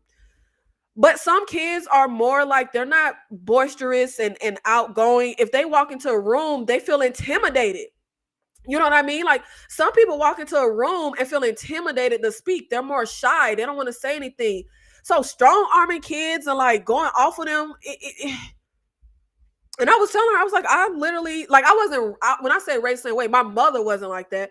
But you know, you got other folk in your family. I remember going to my great grandma's house. I would sit my black ass down as a kid, and they'd be like, "You gonna come in here and not speak?" Yep, because I don't want to. I came in, I did what I wanted to do. I wanted to sit down. Like, I'm so grateful when I see, like, even as a kid, I thought about that because the way my mother raised me was so vastly different from like my cousins and the people around me. If your child don't want to talk to somebody, I don't have to tell them about it. Like, and me and my mama used to go back and forth about stuff. I remember I used to go to people's house, baby, I don't want to eat your food. I don't like how that look. My mama didn't like that I did that. But I always tell my mother, you raised me to speak my mind. And she say I took it too far. She said she raised me to speak my mind, but I took it too far. But I'm just like, it's just amazing to me how we frame stuff. If I'm sitting in a room and someone walks in and they don't speak to me, I really don't give a shit. Like, I'm not taking it personal. This person didn't speak to me. Like, it's so nonsensical to me. Like, who is this person walking in is that important? Like, they must speak to you. Like, you act like Beyonce done walked in and you slide it. Like, who cares? And especially the fact that I'm in an apartment building, I'm gonna see these neighbors all the time. I gotta speak to you every time I can see you. Nigga, I don't even know you. No. Sometimes I feel like it. Hey, how you doing? What's going on? Or they'll say something about my dog. Sometimes people say something to me about my dog. I don't even respond. Oh, she's so cute. I just be like, it just depends on what mood you catch me in. Like, I'm not going to be rude. I'm not going to be like a jerk. Well, I can be a jerk, but I'm not going to be a jerk unwarranted. But I just don't feel like speaking, especially if I'm like taking the dog out this early in the morning or whatever the hell. I just don't feel like talking. But I was like, she said she literally does that to this day because she was so traumatized when she was told, you walk in the house, you ain't going to speak. So I was like, literally, don't speak to people. If you don't want to speak to people, don't do it. Like, walk by people, don't say, who cares, like, don't say nothing. It's just amazing to me how stuff is framed as like being rude. Like, I always deal with the fact that I don't like to shake people's hands. I've been that way since I was young. I think it's barbaric. I think it's stupid. Why do you need to touch me to greet me? Why do you need to touch my motherfucking hand? I hate it so much. People get so offended because I don't want to shake their hand. And I say it in the nicest way I could possibly say it. I go to greet people. They put their hand out. I'm like, I don't shake hands, but it's nice to meet you. Do you know how many times people got to tell somebody I showed up with, they thought you was standoffish. They thought you was rude. I ain't even do nothing. And I remember somebody introducing me to someone, and she was like, hi, I'm a hugger. I can't run up. I'm not. Like, how are you running up to hug me, proclaiming you're a hugger? What about me? Like, you're about to hug me. Like, and I have a huge boundary about people. I do not. And I feel like people feel like it's so strange. And like, people really be going here. I do not like to be touched without my consent. Like, I just don't. And it's always somebody who want to touch my shoulder. Like, why is you? I hate it. I hate. And I am always called rude, mean, standoffish because I don't want you to touch my body. Like, are you sick? Like, are you sick in the head? Like, it just irks me so bad. The stuff that I just feel like, why do people make this stuff such a big deal? Like, it is not hard to say, hey, is it okay if I shake your hand? And then if I say no, it's not hard to just move the hell on. People are psychotic. But stop forcing these babies to talk to people they don't want to talk to. Stop doing it. Never forcing my baby. Please don't. Please don't. Like, you do not have to hug nobody. Like, stop making these kids do that stuff. Like, it's so crazy. Hey, Equalizer, thank you for being in the live. Also, forcing kids hug relatives they don't even know. A simple handshake will do. I feel like kids don't have to hug, shake hands. They don't have to do nothing. Leave them babies alone. But do you know how much my childhood spent my grandma saying, now, Internet Nicole, you know that's your Aunt Mary Jean. You know her. I don't know that lady. My grandma used to, oh my God, I swear, even to this day, my grandma, Antoinette Nicole, because she said my whole name. My grandmother says my name like it's Mary Sue. Like, she says my first and middle name. She's done it my whole life. She says my first and middle name together like it's one name. Antoinette Nicole. Now you know your Aunt Mary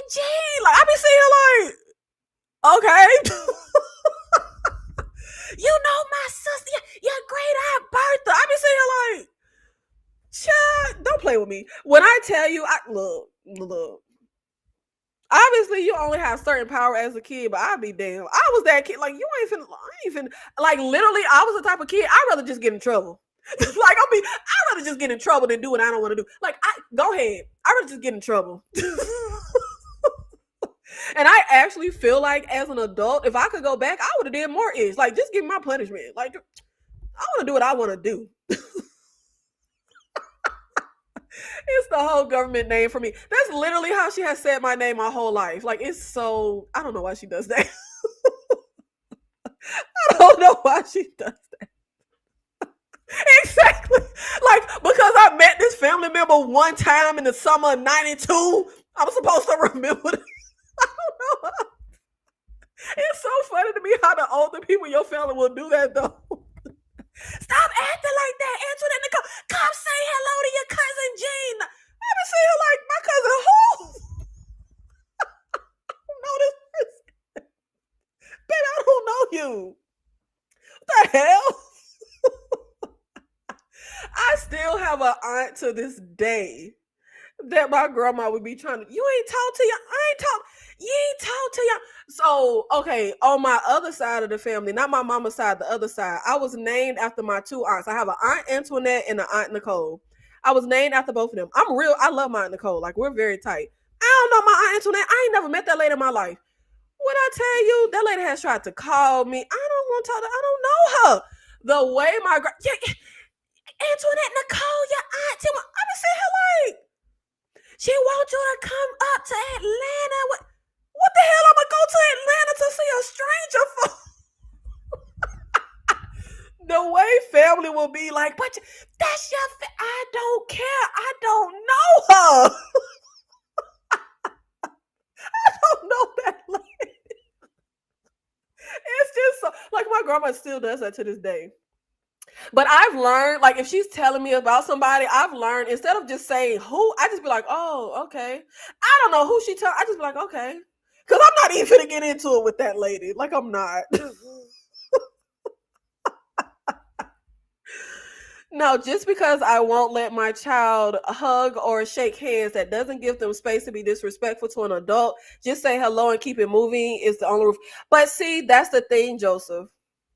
Are you Southern and Black? It is not disrespectful to an adult to not say hello to them. Why is that?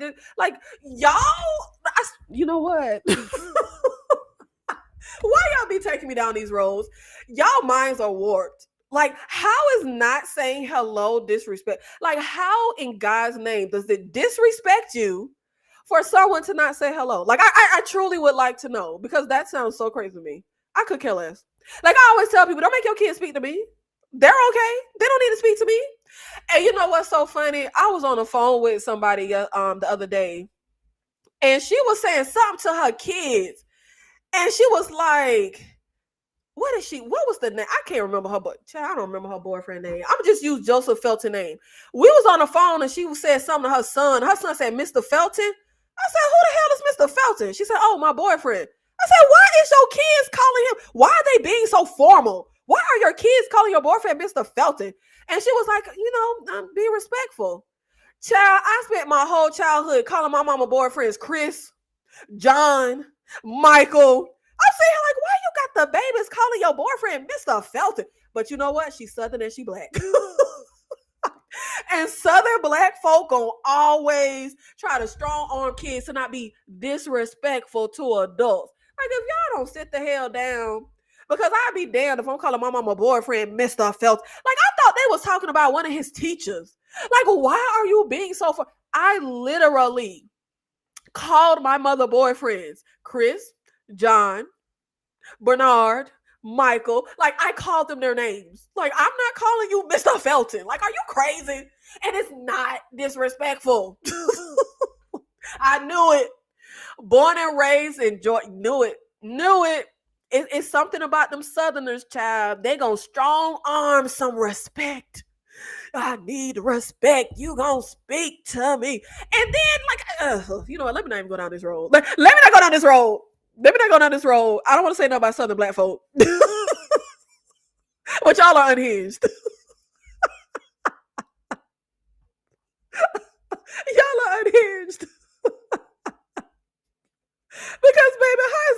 disrespectful for a kid to not say hello to you. Like, truly. I mean, truly. Like, I felt that. I'm told I'm standoffish a lot too. I just don't like small talk or frivolous interactions. I value meaningful engagements or speaking with purpose. You are speaking my language. I completely agree. I am not a shoot the breeze kind of person. Like, I absolutely always say I talk to people with a purpose. Like, first of all, I'm just not that. And then everything depends on my mood. Like, everything depends on my mood. Sometimes I could be super social, and sometimes I just want to keep to myself. Like, and it's not, and then that's the thing for me. That's the thing with the whole, when you're a kid and adults be feeling like, the kid gotta be respectful and they gotta walk in a room and speak. I feel like people take things as a slight, and people take things so personal. Like, they take it as a personal attack on them. Oh, this person didn't speak to me. Like, it's personal. Like, it's not that serious. Like, it's really not that deep. Like, people be so up in arms about an interaction they had with me, and I really be like, who you talking about? Who that? I don't even remember. Like, I literally didn't even care. Like, I didn't even pay you enough attention to have an attitude with you. Like, literally, I've heard it my whole life. Well, they thought you was stuck. Oh, that's the one I used to always hear. They thought you was stuck up. I ain't even did nothing. How am I stuck up? Because I was quiet. Like, what the hell? I say give the same respect to others that you like to receive upon first meeting others. But why are we using the word respect? Like, y'all are going, why are we using the word respect? Like, truly, why are we using the word respect? Y'all act like people are smacking you in the face when they meet you. Like, why are we using the word respect? That's throwing me off. Why are we using the word respect? Like, 9 times out of 10, I'm not going to be enthused when I get introduced to people. I'm really not going to care. And it's not personal. I'm just not enthused, and I just don't care. I mean, I just don't. I'm really not going to remember the interaction. It reminds me of, like, I remember going to a wedding and somebody was introducing me to their boyfriend. When I tell you, I was just like, and I just kept going. Because every time I turn around, she got a new boyfriend. So I don't care who she introduced me to. It's going to be somebody else another time. Like, you don't have to walk away from the interaction like, oh, yeah, your home girl was stuck up. But I just didn't care, because you're gonna be like, I feel like we got to stop using the word respect. I didn't disrespect that man. I just was like, hi and bye. I might not even say hi. I might just nod it. But again, that's not disrespectful. Same, Georgia born, Georgia bred. When I die, Georgia dead. Okay. Okay, Phil Mob. That's my thing, Anakin. This world was not built for the quiet and introverts. Because if you're quiet or introverted, they're going to always take it as you have an attitude, you're rude, you're disrespectful. I have dealt with that working in corporate America since I can remember. Do you know how many times I've had to be pulled into an office for a meeting because I didn't go to Jan's desk when everybody got together in the break room for cake for her birthday because I'm not sociable. I don't want to socialize with y'all. First of all, I'm like 25. I'm 25 and I'm black, and y'all are like 42-year-old white women. I don't want to socialize. Like, because I was always the youngest one in the office. But even when I got to an age where there were people in the office my age, I'm just like, that's not who I am. Like, I feel like who I am, like, at a job is not who I am, like, in life. I'm not going to socialize. First of all, I feel like people just want to use dirt. When you go to work, keep your mouth shut. People don't need to know nothing about your life. But when I tell you, the world absolutely was not built for introverts, or anyone that's quiet, shy, neurodivergent, like any of that stuff. Because everything, if you're not completely like over the top, bubbly, excited to meet people, hug, shake hands, howdy to everybody in the room, there's a problem with you, and it's psychotic. It's unhinged. It's unhinged. If the adult says hello first, well, that's different. That's different. If the adult says hello first, the child says hello back to be respectful. I don't like that word respectful. It's all about having good manners. These kids today fighting their teachers obviously ain't been. Now, how you go from manners and saying hello to fighting? Baby, that's two different. That's a whole nother spectrum. That's a whole nother spectrum. Now, I'm not going to go out of my way to speak to people when I was a child or an adult. However, if somebody speaks to me, I will respond. That is rude for somebody to speak to you and you don't respond. Yes, that's rude. 100%. But I was talking about when adults make kids walk into a room and speak to everybody. Somebody speaking to you and you don't say nothing. Yes, that's rude. But baby, fighting, that's a whole nother thing. Somebody I know, a child threw a desk at the teacher. That's a whole nother level, child. That's a whole nother level. That and good, that's two. I think that's two different conversations. I think that's two different things. Okay, show the same courtesy. Thank you. Courtesy is more appropriate than disrespect. Show the same courtesy or courtesies upon many others that you would like to receive. Absolutely. And I would like to receive the courtesy of don't shake my hand, don't touch me, don't speak to me, leave me the hell alone. So that's the courtesy I give everybody. Wasn't that a Field Mob song? Am I mixing it up? I used to love Field Mob. I could have sworn that was a Field Mob song. Maybe I'm mixing it up with some child. Yep, saying I'm an introvert. People think I mean and rude. It just depends on my mood. Like absolutely. And I feel like my personality is a little contradictory. Like you would think I'm a very outgoing person. I'm actually not. Like I'm extremely introverted and reserved. I'm the type of person, I'm only my outgoing self if I'm comfortable and if I know people. If I go somewhere and I don't know anybody, I'm not going to be I don't know y'all. I'm more so a person that's going to sit back and observe and see how people interact with each other. Like I'm not going to just go in and like crack jokes with people. Like I don't even know y'all. So yeah, I'm very reserved and introverted. If I'm around people I don't know, I really don't say a goddamn word. Like I don't at all. Because I have to feel comfortable and I have to be in like a certain mood. So yeah, it it depends. But yeah, if you're not completely outgoing and conform to the trivial societal socializing norms, then you have a problem and you have an attitude and you're rude and you're disrespectful and yeah, it's a whole thing. Trust me, I've dealt with it my whole life. And it's just shocking to me how I've dealt with it on jobs. Like, why the fuck do y'all think I'm here to socialize? What the hell? That has always, like, I've never understood that. Like, why the hell am I here to socialize? Like, are y'all crazy? Like, I'm very much a person. I'm not going to be like rude to coworkers, but if it ain't work related, I'm really not going to talk to you. I don't really want to talk to you. It ain't really work related. It's a few people that I like, oh, okay, this person kind of cool. But I ain't really finna be like, it's just not me. When I go to work, I was always that person. I just want to go to work, clock in, do my job, go to hell home. Like this ain't my dream career. I'm just here for a paycheck. I just want to do my job and go home, Jan. I want to socialize. That's why I'm so happy I work from home. Like I was so excited. Oh God, I don't know. How long has it been now? I think I've been working from home for like 6 years now.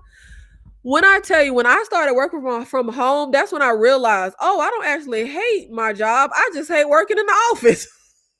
Like the actual job I do. Oh shoot, you know what? This ain't so bad. It's being in the office that I hate. I used to be miserable. Oh my God, working in the office. Jesus Christ. Talk about having to socialize and the world not being built for quiet introverts. Jesus. I always want to gather people around to sing happy birthday to somebody. If y'all don't, or you ever have that time at your job where somebody got to bring in a newborn baby and everybody supposed to run over and be, baby, I used to be sitting right at my desk. Do you know how many times somebody would like bring in a newborn baby and I would be the only person left at my cubicle? or we everybody be in the break room for somebody's birthday and I be the only person at my cubicle, or your job do a Thanksgiving luncheon and I be the only person still at my cubicle. Baby, I'm not finna socialize with y'all. And especially because a lot of my jobs, I was the only black person. I ain't finna go in there with y'all. You ain't finna have my black ass in there. But even if it was other black people, I'm not finna go in there. Like, I'm not. I don't want to do it. I'm gonna sit at my cubicle. Absolutely. Sitting there by myself.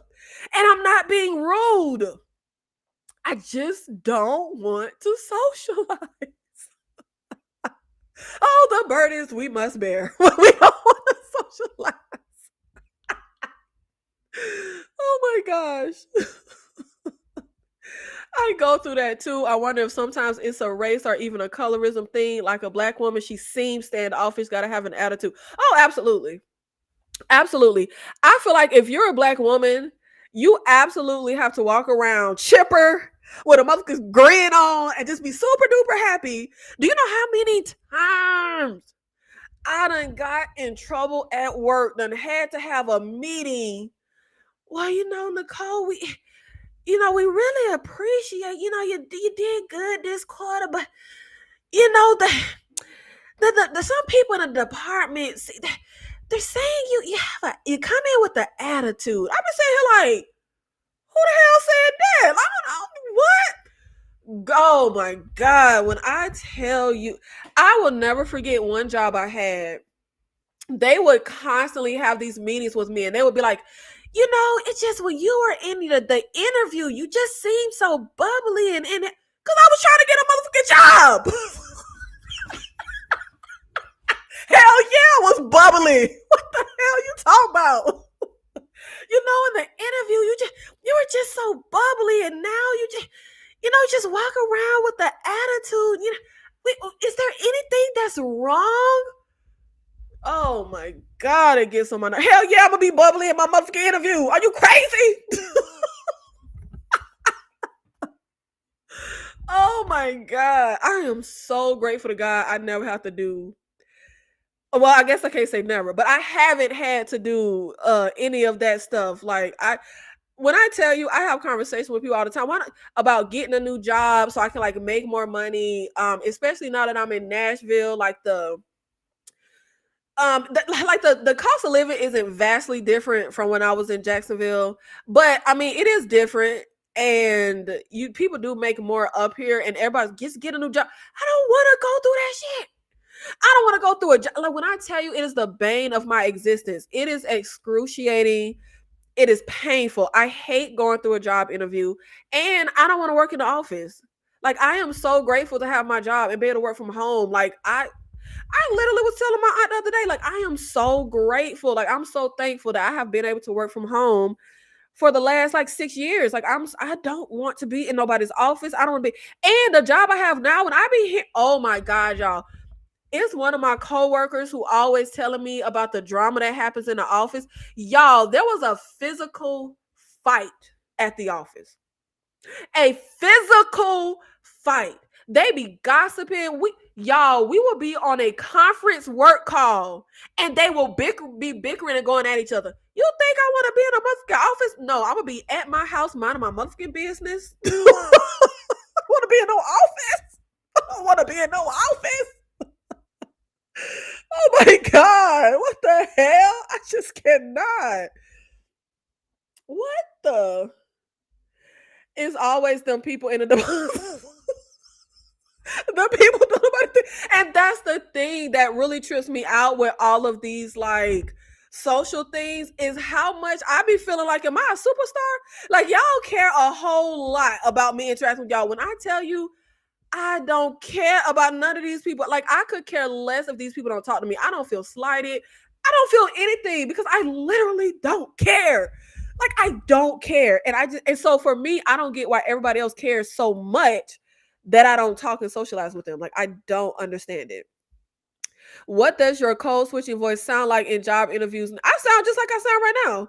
I be sounding like Carlton Banks with the quit. I do not code switch. I do not talk different at all. I'm gonna still be my country black self. Now, the only difference is this job interview that I'm speaking of particularly, I was chipper because okay, this is how stuff works.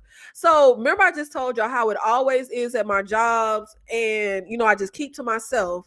So this one job I met this real cool Asian kid, and me and him bonded over like Arnold Schwarzenegger movies and Sylvester Stallone movies. He had a girl. They like we knew each other for it was crazy. We worked at one job together. I was working at State Farm.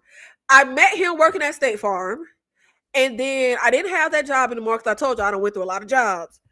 And then I ended up at another job, and he just so happened to be there. Like he was so cool. Now this job I had, I actually really this was the first time that like I really no not the first time. It was this lady that I really liked. At my first little office job I had that we actually stayed friends for a while.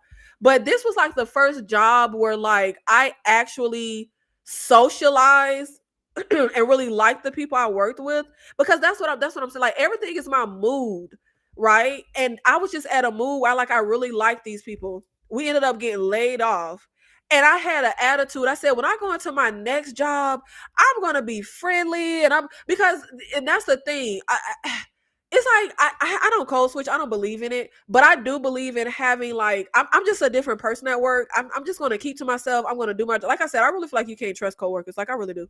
Um, I don't need nobody knowing my business. I just like to keep to myself and go home. But since I met such cool people, and particularly that Asian kid and my supervisor, I still text that lady to this day. That supervisor I had back then. Loved her. She was so great. She was talking to me about because I ain't never want to get married. She used to be talking to me about like her marriage and all. Like what I really like that lady. So when I went into my next job after we got laid off, I had an attitude of like, oh, you know what? I'm gonna be different. I'm gonna be like my outside of work self. Like I'm like I was in a mood. I was like, I'm gonna, go out the way to like say hey to my coworkers. And so when I went in that job, and I was also excited because I had just been doing data entry like since I got out of high school. I was just doing data entry. And this job that I'm talking about, I was doing data entry for the accounting department. And my supervisor was saying, like, you're so smart. You catch on to this stuff so quick. You should actually do accounting. You need to do an accounting job. Like, even though you don't have a degree, I think you're smart enough. I think you have the charisma. I think you could do it. Like, you're great. So when I went into the job interview, I was like really high off her boistering me up about how great my personality is and how I have charisma and I'm so smart. And so I was in like a whole mode when I went in that job interview. Typically, child, I'm not chipper in a job interview. I just go in. I don't know. I'm just regular. But this particular job interview, I was like chipper. And when I say chipper, just like the me y'all know me as. Like I was just like upbeat. I was like in a great mood. But then once I was actually on the job, when I tell you I have never experienced such extreme microaggressions in my life. I think I was like 25 when I got this job. 20. I don't know. I was young. When I tell you, I never experienced anything like that in my life. It was so uncomfortable. The way the white people like I look, y'all. It was terrible. It was terrible. And they would always be. You were so chipper in your interview. Well, bitch, if y'all weren't sitting there, like, literally, you want to know one thing they said to me? I will never forget. So when I got the job, black women, we change our hair a lot. When I went for the job interview, I had like straight. I used to was I natural? No, I wasn't natural. I had long straight hair, and then I had braids. I thought you were so pretty with the straight hair. I really liked when you had the straight hair. Why are you giving me your unsolicited opinion on my hair? And then it was another white person I worked with used to call me poetic justice when I had my braid. Like I ain't like don't motherfucking call me poetic justice and you white. Like excuse me. Like don't tell. Oh, I liked you. I liked that you were so pretty with the when you had. What happened to the straight hair? Oh my god, I fucking hated that job. So it's like, of course they ended up taking the wind out of my sail, and I was like, you know what? This is why I don't try to socialize with people at work because baby I'm about to flip the fuck out on y'all and I'm trying not to be my out of work so because out of work I can say F you But in work, I gotta just look at you like you stupid because I can't say nothing. But that was my long answer to say no. I don't code switch. I don't believe in it. Absolutely not. I'm gonna talk how I talk, and you know what the hell I'm saying. I'm not playing them games with people. I am absolutely not playing those games with people in no shape, way, or form. I'm not code switching. I'm not like. And then the thing about it also is, I feel like I talk perfectly fine, but everybody tells me I talk country. Do you know how many times it's some white person in my comments talking about, do you even speak English? It would be nice if you speak English. I think baby, what am I speaking? French? I'm speaking English. I don't hear it, but people tell me I sound real country. I don't think I sound country. I just think I sound normal. I don't hear no country accent, but apparently when I talk, people say I sound country. Baby, I'ma just be country in the damn job interview. Like, what you want me to do? Like, I can't turn off something that I don't even hear. Like, I absolutely can. And actually, I feel like I don't code switch, but I feel like when I talk at work, I'm very monotone. That's the thing. In a job interview, on a job, if you know how you have a job, you got to answer the phone. I'm monotone as hell, and I feel like that's like I'm so animated, baby. I be monotone, because I'm not gonna give you a lot of energy. Oh my god. And whatever you do, do not go to the job Christmas party if they are serving liquor. Let me tell you, my favorite memories is my mother was on this one job for like 2,500,000 years. And I used to love when I was a teenager, she would take me to her office Christmas party. I remember they would rent out like a hotel, what is it called when you can rent out like a space in a hotel to throw a party. And like one year they rented out this space in Dave and Buster. Does anybody remember Dave and Buster? Does that exist anymore? But they rented out this space in Dave and Buster one time for their Christmas party. When I tell you, I was a teenager, like, oh, this is working at a job, baby. This is fun. But I used to have the time of my life. I used to have the time of my life, and my mama, little Christmas parties her job would do. Loved it. Had so much mother freaking fun. Child, I grew up. I said, child, y'all lied to me because why the hell work ain't this fun? I don't want nothing, baby. I don't go to no kind of work shindigs. I remember even though I work from home, back when I was before I moved up here, I would literally get emails. So are you going to the office Christmas party? Why the hell would I go? Baby, I work from home. You think I'm about to drive out there for the office Christmas party? No. And they would literally ask me every year, are you coming to the Thanksgiving luncheon? Are you going to the holiday party? No. And you can stop asking because the answer gonna keep being no. I'm not playing with y'all. Are you crazy? Oh my god. Oh, but my mother's office Christmas parties used to be so fun. Amazing. Loved it. And she had the owner of the company, it was like a small medical billing company. He was truly like, I feel like a lot of these companies, they don't give a shit about their employees. He genuinely like gave an inch about his employees. He gave them great bonuses. Like he was amazing. Unfortunately, he passed away and his dad took over the company. Oh, baby, it all changed. And I feel like if you're going to take over your son's company, you should do it like the way he wanted his company ran. Baby, it was no more of them nice bonuses. It was no more of the fun Christmas parties. Like, it was a time. It was a time. Yes, called me poetic justice.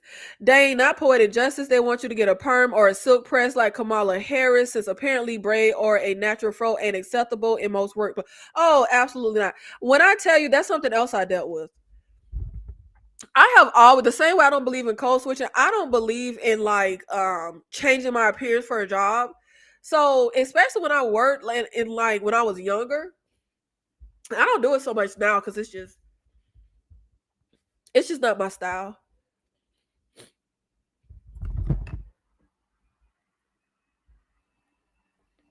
I gotta get out of here, child. I've been running my mouth too long.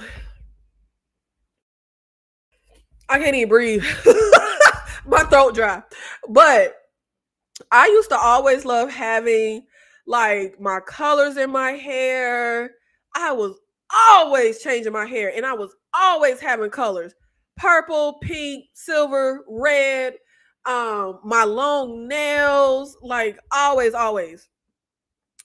Baby, the way these people be trying to pull out the little dress code manual about you, I will, and I was always that person, baby. You gonna what you gonna fire me? Like I'm going to do what I want to do. Like I will never forget going to get my tattoos one time, and I got tattoos on my fingers and my hand. And I remember before doing the tattoo, the guy was like trying to talk me out of it. The tattoo artist, he was like, you won't be able to get a job, in corporate America. You won't be able to get some. I was like, if you're not going to hire me because of something as trivial as my hair color, my nose ring, which my nose ring, honestly, they never notice it. Like my nose ring is so small, most people don't even know I have it.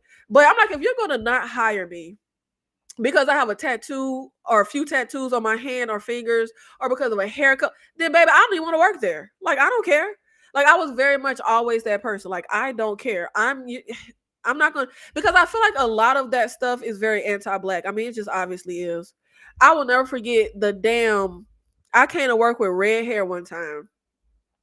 The owner of the damn company came over to my cubicle talking about how inappropriate it was that I had red hair. I said, well, baby, I just spent $200 on my hair. It ain't going nowhere.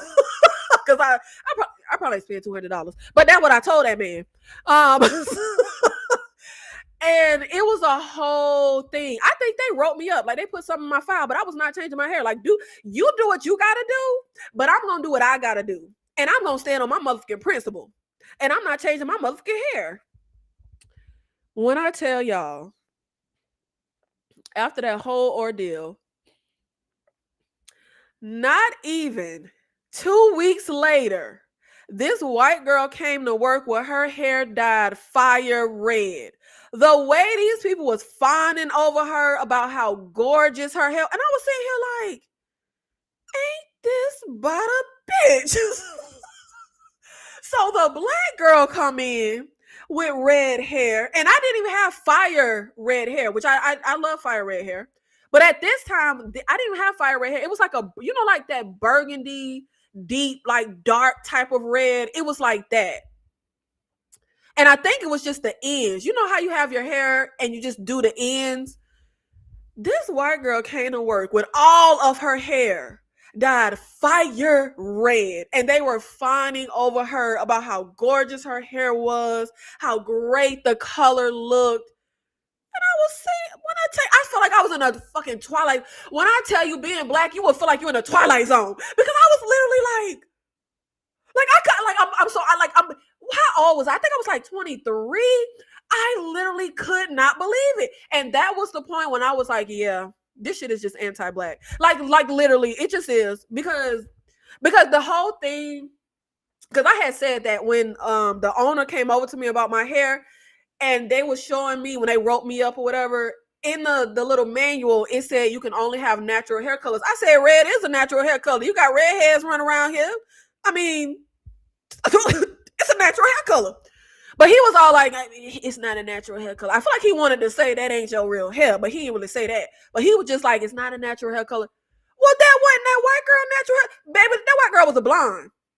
If she was even a real blonde. But when I met her, she was a blonde. Then she came to work with fire red hair.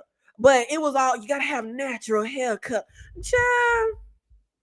But I think it's pretty obvious that all that stuff is anti-black. I mean, it just is what it is. But my thing was always, and I get it, it kind of reminds me, I remember my mother talking to me about Sidney Poitier and how he like refused to take the little back in Sidney Poitier time, you had to be like a maid, a thug. And Sidney Poitier was like, he refused to do stuff like that. And I can't remember who it was that my mom was telling me about, but it was some black lady back in the day who won an Oscar for a movie, and I think she played like a maid. But apparently, like people was mad that she played a maid. And And I understand not everybody can take the Sidney Poitier route. I don't know why they was mad at that lady for. I'm mad I can't think of her name. I think she was like the first black person who won an Oscar. Might have been a supporting Oscar, but she played a maid in some like big classic movie. I can't think what it is. But I don't know why they was mad at that lady. Like she had to take the role that she had to take. Everybody can't be Sidney Poitier. Everybody can't. Like I get it, but I just feel like for me that was like my that was my version of like protesting when I was like 23. Like I'm not finna get on these jobs and change anything about myself. Like I'm not. Like if it's acceptable in my culture, then like I'm just gonna like I'm gonna wear my hair like that. Like I'm gonna do what I want to do. Like I'm not going to conform to fit on your job. And I get it. I was just a young 23, 25. I ain't got no kids. Even to this day, I mean I'm 40. I would do the same thing. But I get it. If you have kids, you have a whole household to take care of. You can't just go on these people's jobs and be like, I don't care, fire me, which is what I did because I don't care, fire me. I told y'all I was always out of a job and getting another job and out of a job and getting another job because I like that's just who I am. Like I'm not. And my thing is, I'm going to take whatever the repercussions are, but I'm not going to conform. I'm not going to change myself. I'm not going to live by your rules, especially stuff that I feel like is anti-black or misogynistic or like anything that I feel like basically goes against like my principles. You do what you got to do then. Like if you got to fire me. Okay. But I'm not gonna. Yes, thank you, Hattie McDaniel, and Gone with the Wind. She won an Oscar for her role, but apparently I've never seen the movie, but my mother was telling me about it. Apparently she was a maid. And my mother was saying how I think she might have don't quote me. Was it the NAACP? I don't know. Black folk was mad. Black folk were mad. They were mad about our representation and why did she play a maid and baby, you gotta get it how you live. That lady had to play a maid. She had to take what she can get. Like, you know what I mean? But apparently that was Sidney Poitier's thing. Like he was not going to play those roles that they like to reduce black people to at that time of when, you know, Hattie McDaniel and Sidney Poitier and all those older actors were around. I get Sidney Poitier and I get Hattie McDaniel. Like everybody can't jeopardize like their job or their dreams. Like for some people, you got to just take what you can get, and you have to operate in the world in which you live in. Like it's fine. I mean, I'm not. But I absolutely understand other people who will. Like I never looked at anybody crazy that I worked with that was black that changed their hair or wanted to have their hair a certain way but didn't. Like I remember this one black lady I knew. She wanted to have her hair natural, but she was always having her hair straight because she said she felt like it was more acceptable. Obviously, it's not a rule that you can't have your natural hair, but you know. And I don't blame her. Go ahead, girl. Climb the corporate ladder. Move up. Smooth. Tear up your hair. Get that chemical damage and that heat damage. You go ahead, girl. You know what? Maybe you smarter than me because I'm not playing the game. But maybe I should have. I remember when I was in middle school, they restricted the black girls from wearing colors that weren't dark red or dark brown in their braids. They deemed it as distracting to others. Oh baby. Oh baby, we can definitely get the child. Yep, the schools. You want to know my crazy like protesting? And that's the thing. When I was in high school, I didn't get into colors in my hair until I was older. When I was in high school, I just had regular, my natural hair color. Like, I mean, I had, black girl hairstyles, braids, my real hair, or whatever. But I wasn't into colors. Like, I mean, I just wasn't at that age. But my little protest, because I couldn't protest the way I wanted to because I looked like a little boy. Because, when you was a black girl in school, like you couldn't wear certain skirt that the little skinny white girls could wear or certain pants because, you filled out. And you was distracting the boys. Oh, I hate that. Oh, baby, I hate that about church. But let me stick to this. My little way to protest, y'all, I went to school dressed like TLC with condoms all over my clothes. Literally, I went to school with condoms all over me. And I had condoms on my glasses. I had condoms all over me. And I didn't even wear glasses back then. I didn't start wearing my glasses. I was like in my 20s because I hated glasses. I thought they were ugly. But I wore them that day so I could put a little condom on my eye. I had condoms all over me. Yeah. I said, y'all say we could, you know. I came in here dressed, like TLC. TLC was everything. Child put condoms all over me. But yeah, I can't stand about school. Wanting kids to like not have locks or whatever the hell. It's just all anti. Because it's funny how all the rules only are things associated with blackness, but whatever. I don't even want to go there. I don't even want to go there. I love all my white subscribers. Okay, it's getting late. It's getting late. Oh my God, I can't. Working for corporations, there are always a nosy, busy. Oh, absolutely. You're gonna always have the office gossip who could never mind their own business, or the employees who thought they were big shots. I could not stand those types. Yeah. Yeah. I'm so happy just to not be in that environment at all. And mind you, I was one of the ones treated like dirt by the big shots. Cause like I said, I was just always doing data entry, child.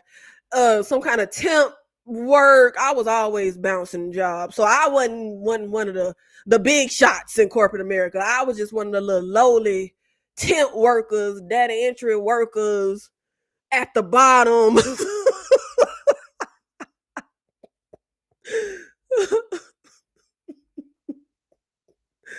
Oh my God. I can't. But it is getting late as hell. Oh God damn, it's past 1 o'clock in the morning. Y'all, what the hell are we doing? Okay, yeah, it's late. It's late. It's late as hell. We done been here for 2.5 hours. I don't know how the hell we got on these topics. Baby, we supposed to be talking about movies. How did we get? I don't even know how we got here. Y'all see, don't mess me up. I need to get some kind of sponsor. So white people, give me a sponsorship. I don't know why y'all got me talking about this stuff. Okay, it's getting late because I'm giggling. But thank you guys for being here for my late night chit chat pre-holiday check-in live. I literally just like, I don't know what I'm gonna talk about, but hey, let's go. Let's just check in and chit chat. And child, we done talked about SA. We done talked about everything. Teen girls with vaginal piercings. Being black in corporate America. We done went all the way around the block, child, with this conversation. I don't know what the hell. We done bounced. But yes, happy holidays to all. Hope you enjoy it. I will enjoy it in solitude with me and my dog by ourselves, renting movies and having a time. And I got some vegan cupcakes, and I can't wait to chow down on my little dessert. We talked about movies and black struggles all in one live. I'm glad you had a good time. Thank you guys so much for being here with me in this live. And I will see you in the next one.